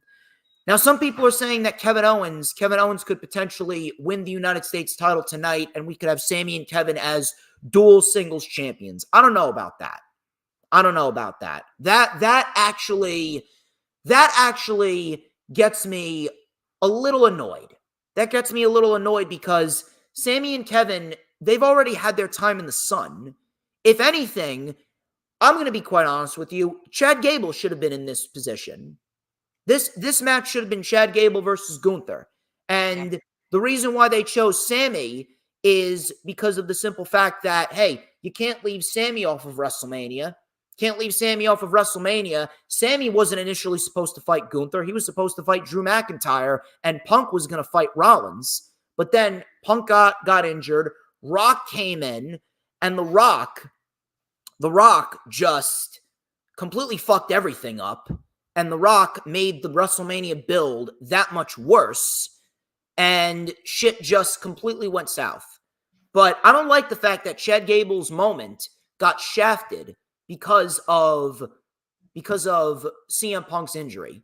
They didn't even need to flip-flop shit around because of that. They didn't. But in the end, we got what we got. And Sami Zayn is the new Intercontinental Champion. The one thing that I hope for is the fact that I really hope that now that they're giving Sami Zayn the Intercontinental Championship, I'd like to hope that this time we'll finally get a legitimate Intercontinental title reign from Sami Zayn, because the last three times that he was Intercontinental Champion, they booked him like shit. Now, that was Vince McMahon. That was Vince McMahon's version of Sami Zayn. Thankfully, Vince McMahon is gone, and I'd like to hope that with Sami Zayn under the tutelage of Triple H, and now Sami Zayn is allowed to be who Sami Zayn really is. Now that Sami Zayn is allowed to be the great performer that he is and showcase to everyone why he is one of the best wrestlers on the planet, now we could very well get a legitimate Intercontinental title reign from Sami Zayn, a title reign that is going to be centered around work rate. And that's exactly what the Intercontinental Championship should be.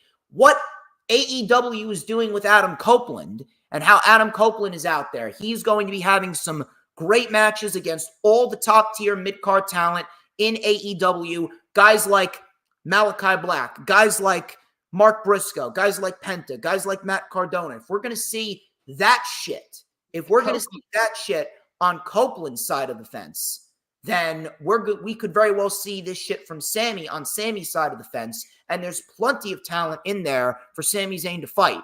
Bronson Reed and Chad Gable. If we get a draft, maybe we see some people move over from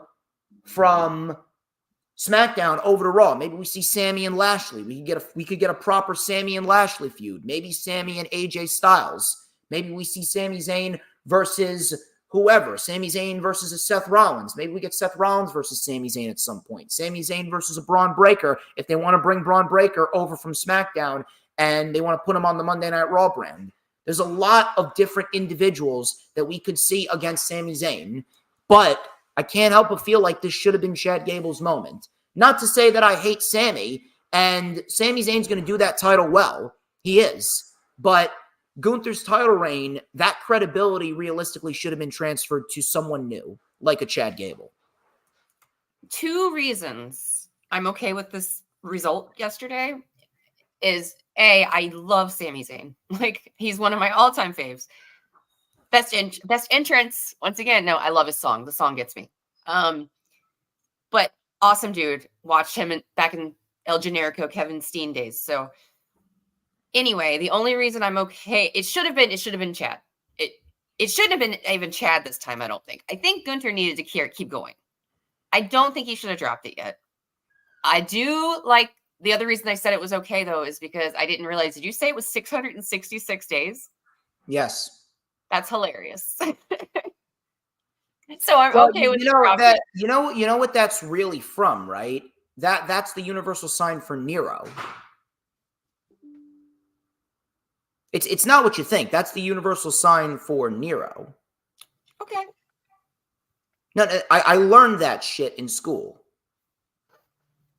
Anyway, I'm very happy that Sami has it. And the other thing is, I think you're right. I think there is potential for him to do something with it this time because Triple H is in control right now.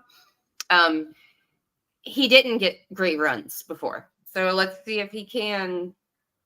And I mean, him and Gable could totally have something building for a while, because I don't think Gable really cared about Gunther. He just cares about getting that title, I think. Pretty much, but it's kind of stupid that you're gonna have Gable turn heel after the big, and I mean the big, babyface run that he was on before. Right. Decided to go with Sami Zayn versus Gunther. It would almost be easier to just make Sami heel again. I don't think anyone's going to boo Sami Zayn right now. No, I don't either, but it was interesting, though. And there's the biggest thing I took out of that match. If anybody knows in the comments, I'm curious. I tried to keep up with how many chops Gunther gave Sami. I think I was up to like 25. I want to start a thing. I was talking with my friends. Oh yeah, shout out to the Dynasty. That's where I watched last night. We had a little viewing party, me and some of my friends from there. But we decided we want to bring back like the Brock Lesnar suplex counts, but I want to do it with Gunther chops. Like 1, 2, Shut up. This man doesn't like us to have fun, friends. You talking to me? Congratulations to Sami. You talking about me, or you talking about somebody else? Yeah. Anyway. Let me ask you this.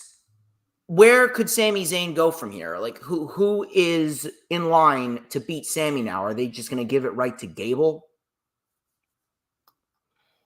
I don't know that they'll give it to him. Not immediately. I don't know. I honestly don't know. I was definitely not, like, if I had to give like my confidence level of which matches were going to go which way, I did not have Sami high on that list last night at all. I really thought Gunther was going to retain.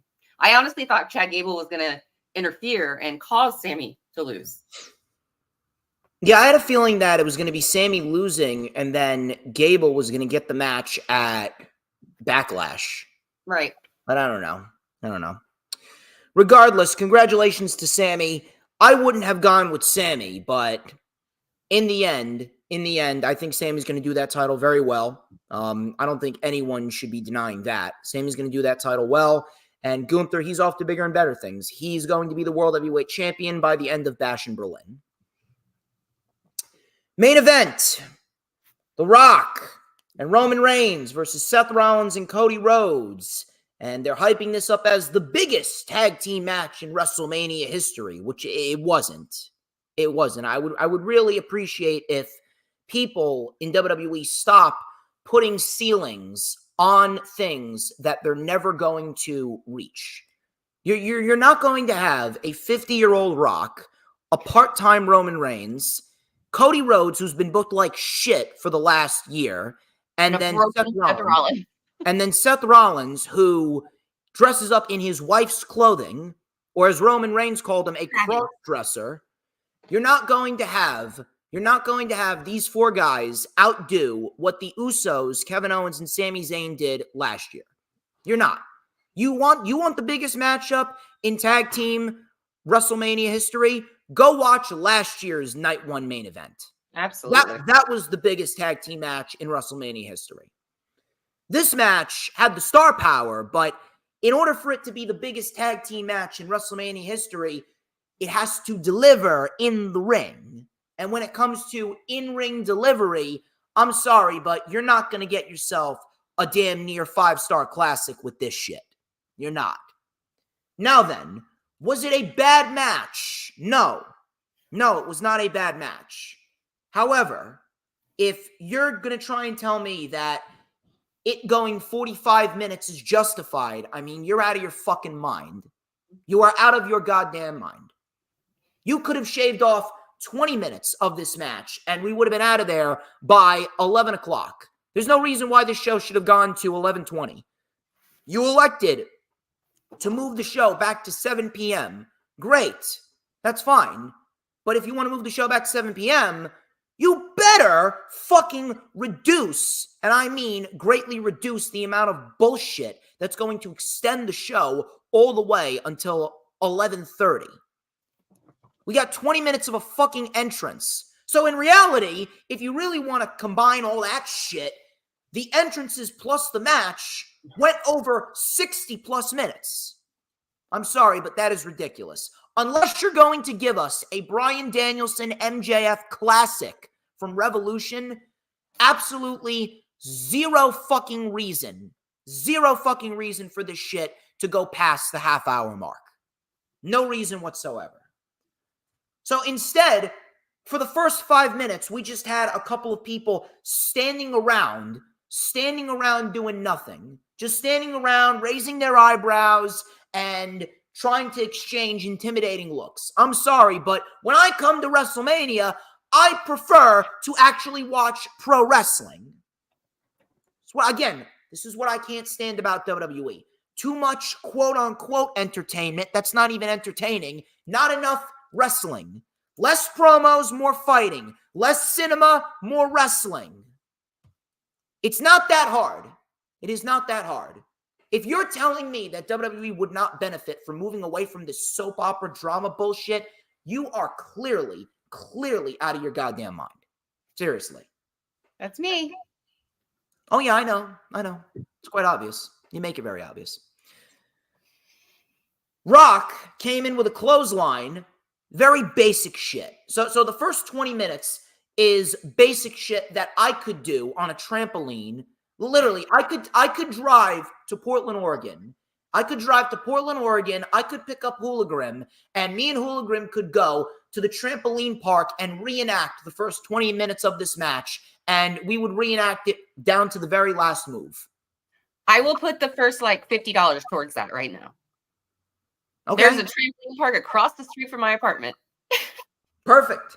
Hooligrim, get your ass over here. Cody tagged in.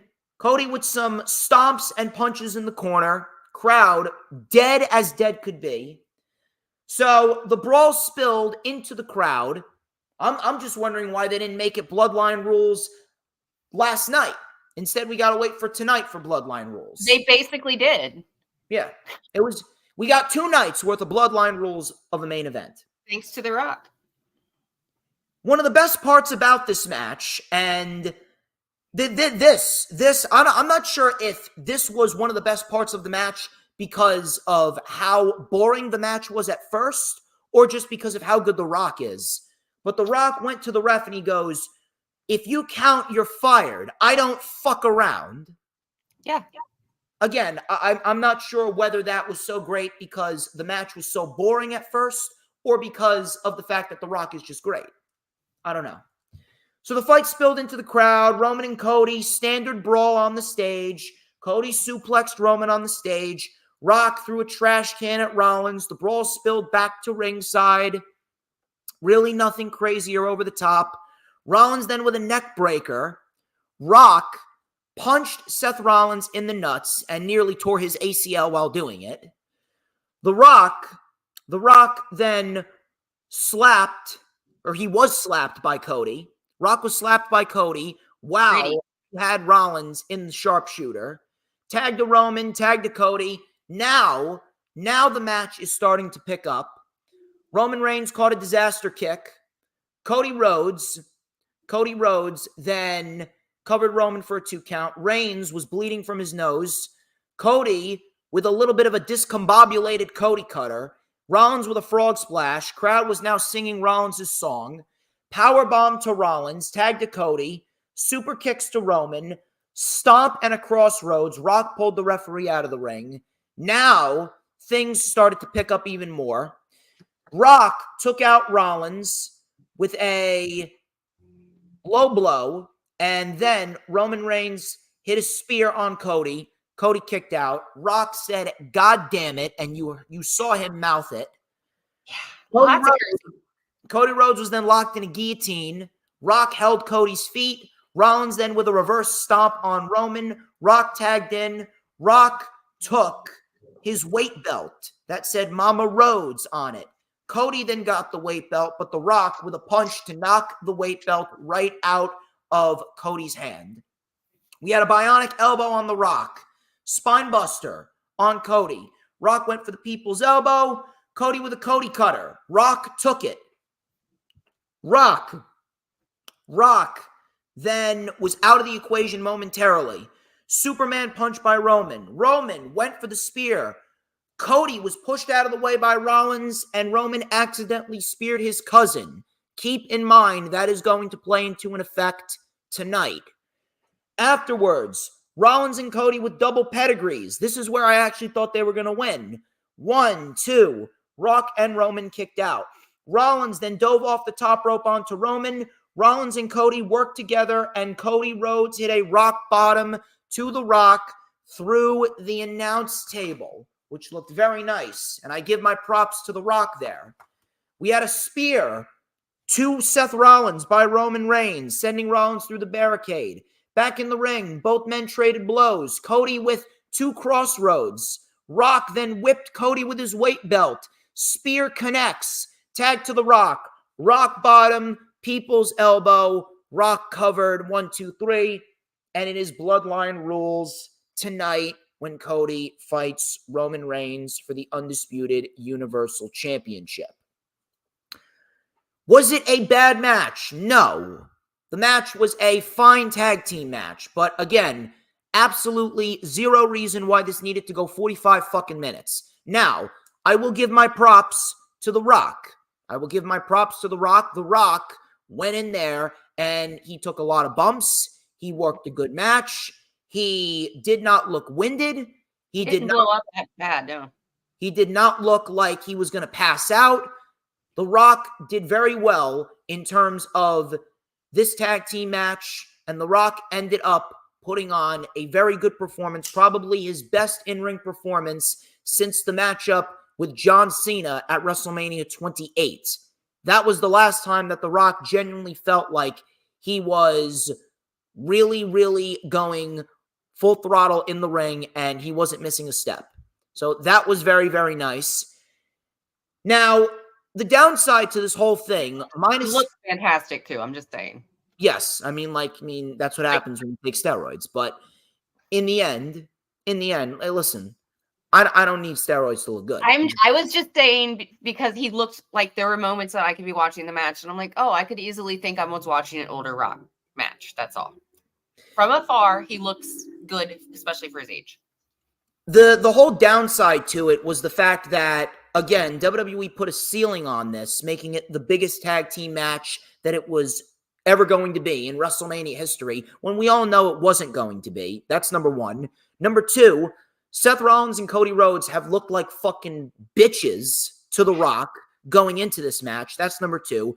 Number three, it was predictable because there was no way that The Rock and Roman Reigns were losing this. Of course, it was going to be Bloodline rules. The whole outline of this was going to be Rock and Roman Reigns winning, thus setting up Cody's win tonight at night number 2, feeling bigger because, let's be honest here, Cody Rhodes and Roman Reigns are not going to outdo what they did last year. They're not. Yeah. Cody Rhodes and Roman Reigns will not top their match that they did last year. And Cody's win already, Cody's win's going to feel lifeless. Cody's win is going to feel lifeless tonight because he's been booked like shit coming out of WrestleMania 39, and the iron was hot last year. The iron was hot last year. They did not give it to Cody because they needed Roman Reigns to reach 1,000 days as champion to push the fucking Roman Reigns agenda, and Roman Reigns has done nothing for that title coming out of WrestleMania 39. And Cody and Roman are both now worse off for it. The Rock has been the center of attention going into WrestleMania. But again, he looked great. He looked good. He wrestled good. He didn't get winded. He didn't fuck anything up. And it really made me feel like The Rock, if he wanted to, The Rock could be a recurring act on TV, and he could be used in these part-time scenarios for big-time matches. Maybe if they want to do Cody versus The Rock, or they want to do Roman versus The Rock, or they want to do Rollins versus The Rock. It made me feel like, okay, maybe The Rock has one more run left in him if they want to explore that. But again, 20 fucking minutes of standing around and then doing nothing but punches and kicks as if I could reenact this shit with a fucking bum off the street. If they would have cut the first 20 minutes out, this would have been a very solid tag team match. But was this worthy of the main event of WrestleMania? No, it was not. It was a fine tag team match, but it was not worthy of the main event of WrestleMania. And all it had was the star power. In terms of the in-ring ability, it turned out decent. Rock looked a lot better than expected, but it was not anything that I'm going to go back and rewatch. If anyone's going to try and tell me that, yeah, I'm going to go back and rewatch the main event of WrestleMania 40 night number 1. No, you're not. No, I will. Not. Well, then I'm not sure what to tell you. I honestly think that you're lying through your teeth. Why? Here's why. I think there's a lot of nuances that we missed in the first. Like when it comes to people like The Rock, that kind of caliber of wrestler. I think there's things that we could have missed. I want to go back and rewatch it. Absolutely, I'm going to rewatch it. Here's my thing though. I did look at one point like he might have like torn a quad or something. Like it did look like The Rock got hurt at one point towards the end.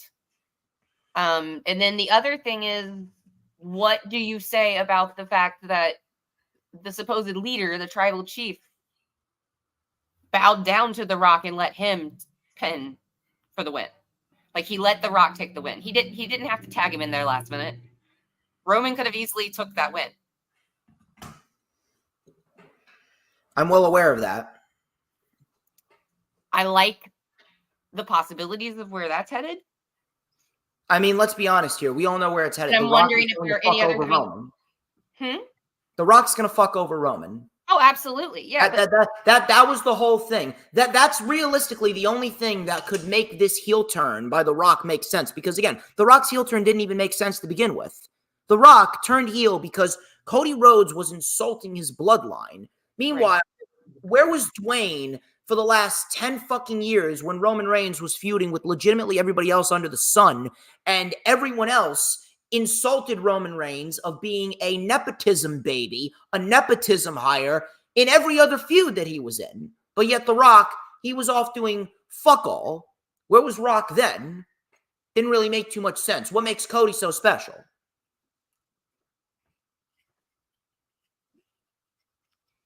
I mean, he's Cody. What the fuck does that mean? Cody may be Cody, but he's not DJ motherfucking Storms. Let's be honest right here. You want special, you come watch me. Cody ain't fucking special. And I love Cody, but he's not special. What makes him different than every other feud that Roman Reigns had throughout the course of his career? But yet, oh no, I'm gonna come out and I'm gonna turn heel because Cody Rhodes is insulting my bloodline. It doesn't make sense. The only way that it will make sense is if Rock turns on Roman and reveals that it was all a fucking ruse, and The Rock is going to come out and prove to Roman that, listen, you got too big of an ego. Don't forget who the fucking OG tribal chief really is. I mean, what more can I say? Yeah, no, I'm with you. Oh, and then also one other thing that I thought was very cool about the match, and I think they should have done more with, is the fact that yes, Mama Rhodes was in front row, but so was The Rock's mom. And I'll tell you, if Rock waiting for her to get involved. If Rock delivered a rock bottom on Mama Rhodes, I would have popped big time. What? If Mama Rhodes would have taken a rock bottom, I would have popped big time. No, I wanted The Rock's mom to like, because there was a couple times there. I think it was The Rock. I think he was fighting Seth on the outside. I think it was Seth at that point. But yeah, The Rock's mom's just there in the background. I'm like, do something. Nothing. She just stood there. Well, I'm just saying, Chief Maivia wouldn't have approved. He would have wanted his daughter to do something. Well, we'll see what happens. But that was pretty much it. That was WrestleMania 40. Not a bad show. It was not a bad show, but if you want to compare this to last year's WrestleMania, especially night number 1, you want to compare this. If anything, night number 2 last year was better than night number 1 this year. And night number 2 last year, half the fucking matches had the wrong outcomes. Night number 2 last year was better than WrestleMania, but yet, it's ridiculous how, even with the wrong outcomes last year, the wrestling on night number 2 last year superseded the wrestling on night number 1. And if I'm going to be quite honest with you, if I'm going to give this... What? So maybe we can be hopeful about tonight? I will. Listen, I'm going to give him a chance, but listen, I'm going to throw it out there. After this year, WWE should really consider going back to a one-night WrestleMania. They should consider going back to one night. Again, I state, not Billy's opinions, the truth. But in the end, WWE needs to go back to a one-night WrestleMania. Half the fucking card does not need to even exist. We didn't need the 6-woman tag. We didn't need Jimmy versus Jay. We didn't need Andrade and Rey Mysterio versus Santos and Dom. Tonight, we don't need LA Knight. We don't need LA Knight versus AJ Styles. If anything, LA Knight should be fighting Logan Paul for the U.S. title. And then we do not need the Philadelphia Street Fight. As entertaining as it will be, we do not need the Philadelphia Street Fight. I'm just telling you, less matches. Do not treat WrestleMania like a fucking participation night. Treat WrestleMania like the showcase of the Immortals. Treat WrestleMania like a main event level show in which only the best of the best get a showcase. That is what is going to make WrestleMania feel more important. And going forward, I really hope WWE does the right thing and WWE really starts putting effort into the build towards their pay-per-views, because the build towards WrestleMania, very, very, very, very poor. Very poor minus The Rock. We need one-night WrestleMania and better builds going forward. We'll see what happens, but again, night 1 kind of left a bit of a sour taste in my mouth. Not because it was bad, but because I know what it could have been, and it did not live up to what it should have been. And then, you know what some people were doing? Some people were trying to make an excuse of, oh, it's an outdoor stadium and it's fucking cold. I'm sorry, but I live in fucking New Jersey, and I was at a WrestleMania in which it was cold. It was 50 degrees for WrestleMania 29, which I was at. And 50 cold? What? 50 is cold? Welcome apparently to the Philadelphia crowd. Apparently to the fucking Philadelphia crowd. Yeah, whatever. 50-degree weather. 50-degree weather with a breeze. And yet, they could not make even half the amount of a reaction that New Jersey made for Punk versus The Undertaker at WrestleMania 29. And then fucking WrestleMania 35 went 8 fucking hours, and they were louder at certain points in the show than what we got for WrestleMania 40, night number 1. So do not give me the fucking excuse. And by the way, both of those events, they were in MetLife. MetLife is an outdoor stadium. What about WrestleMania 33? They were loud for WrestleMania 33, outdoor stadium. They were loud for WrestleMania 31, outdoor stadium.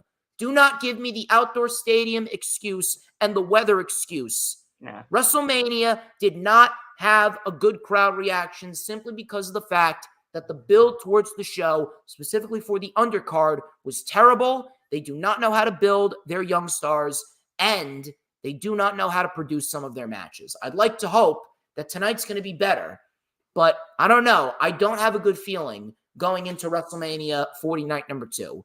If anything, I'd say we'd be lucky if Cody wins. We'd be lucky if Cody wins. I don't like it. You're our only hope. I don't like it. I really do not like it. And to be quite honest with you, I really like to hope after WrestleMania, we need, and I mean it, we fucking need a reset. We need a legitimate fucking reset following WrestleMania, and we need to go in a different direction. We need less cinema, more pro wrestling. We need a more focused and a more determined WWE Raw and SmackDown, because as we speak right now, 2024 has not been a very good year for WWE. Outside of Raw Day 1, SmackDown New Year's Revolution, the Elimination Chamber, I know this is the truth. This is not your opinion. This is the truth. Outside of Raw Day 1, outside of SmackDown New Year's Revolution, outside of the Elimination Chamber, and outside of the last 2 weeks of Raw, WWE TV has been lacking. And it's been lacking a certain energy. I don't know what it is, but I really like to hope that things are going to they're going to turn around, because if they don't, you know what, they can tout about their financial success all they want, but creatively, I don't know, WWE is just not hitting their stride.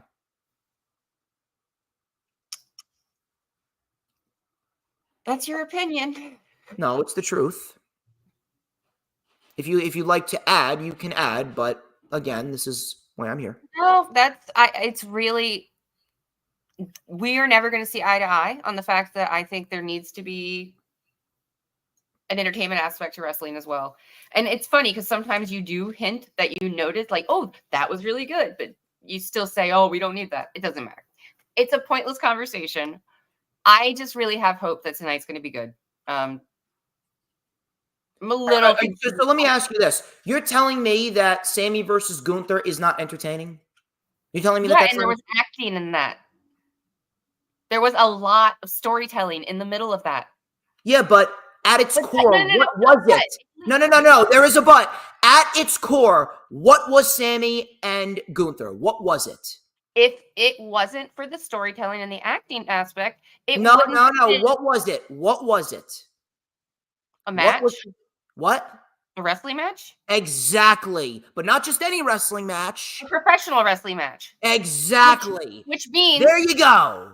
Professional wrestling, as in not collegiate wrestling. It's professional wrestling. It is exactly. Its own thing. Exactly. It may be scripted, but it's still a fucking sport. Treat it as such. It is being treated as such, but I'm just saying, no, it's not. You cannot tell me if Sammy's wife wasn't out there, if he wasn't pumping himself up before the match, if he didn't have that speech with Kevin beforehand, that match would not have been as good.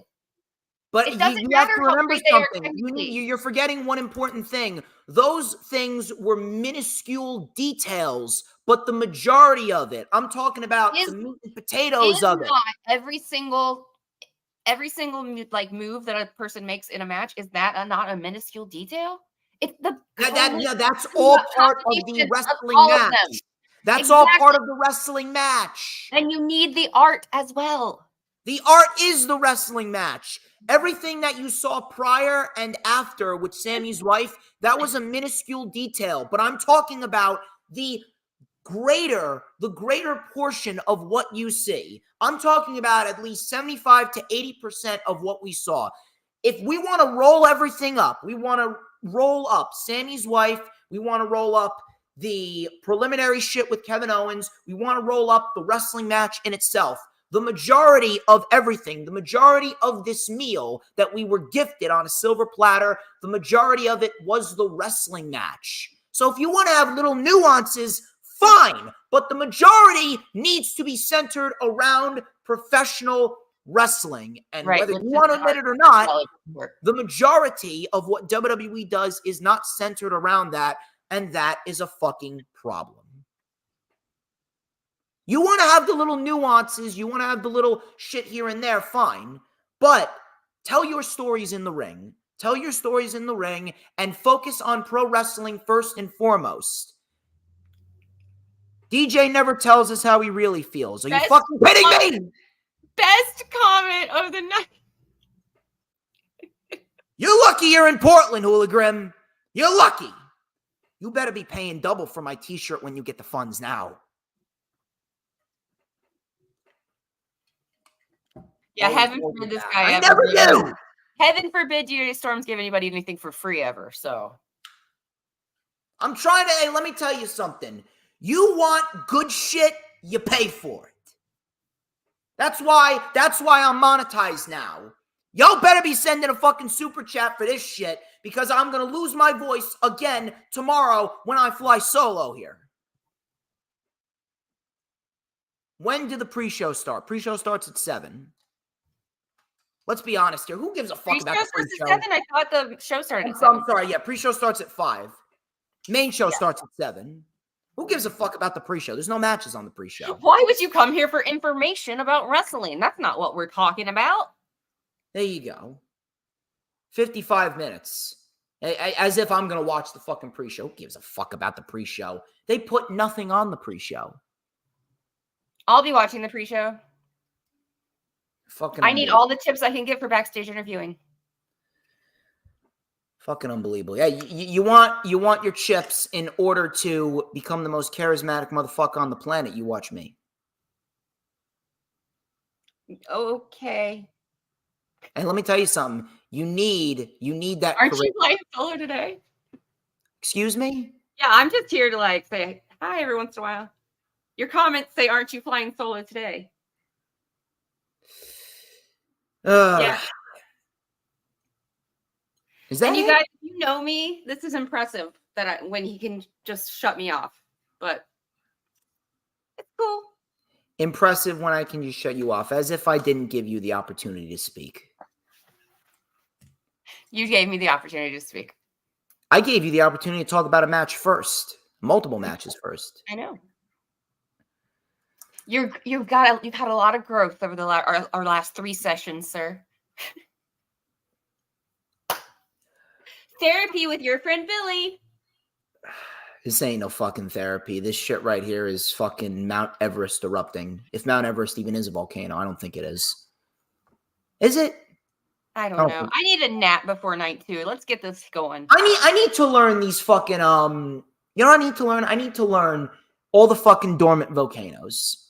I need to learn all the fucking dormant volcanoes so that way I can memorize when was the last time they erupted, because Mount Storms is erupting every fucking week.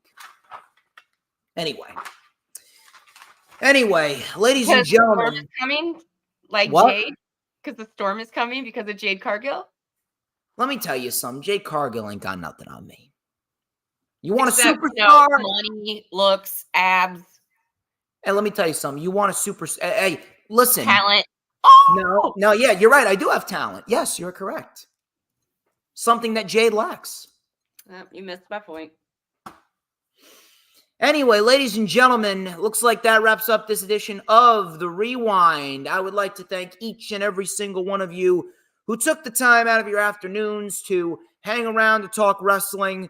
Thank you very much to Hula Grim. Thank you very much to Dylan. Thank you very much to The Final Hoss. Thank you very much to Barney Cummings. Thank you very much to Raging Girl Gamer. Thank you very much to Danny. Thank you very much to Mac the Giants fan. Thank you very much to John Blaine.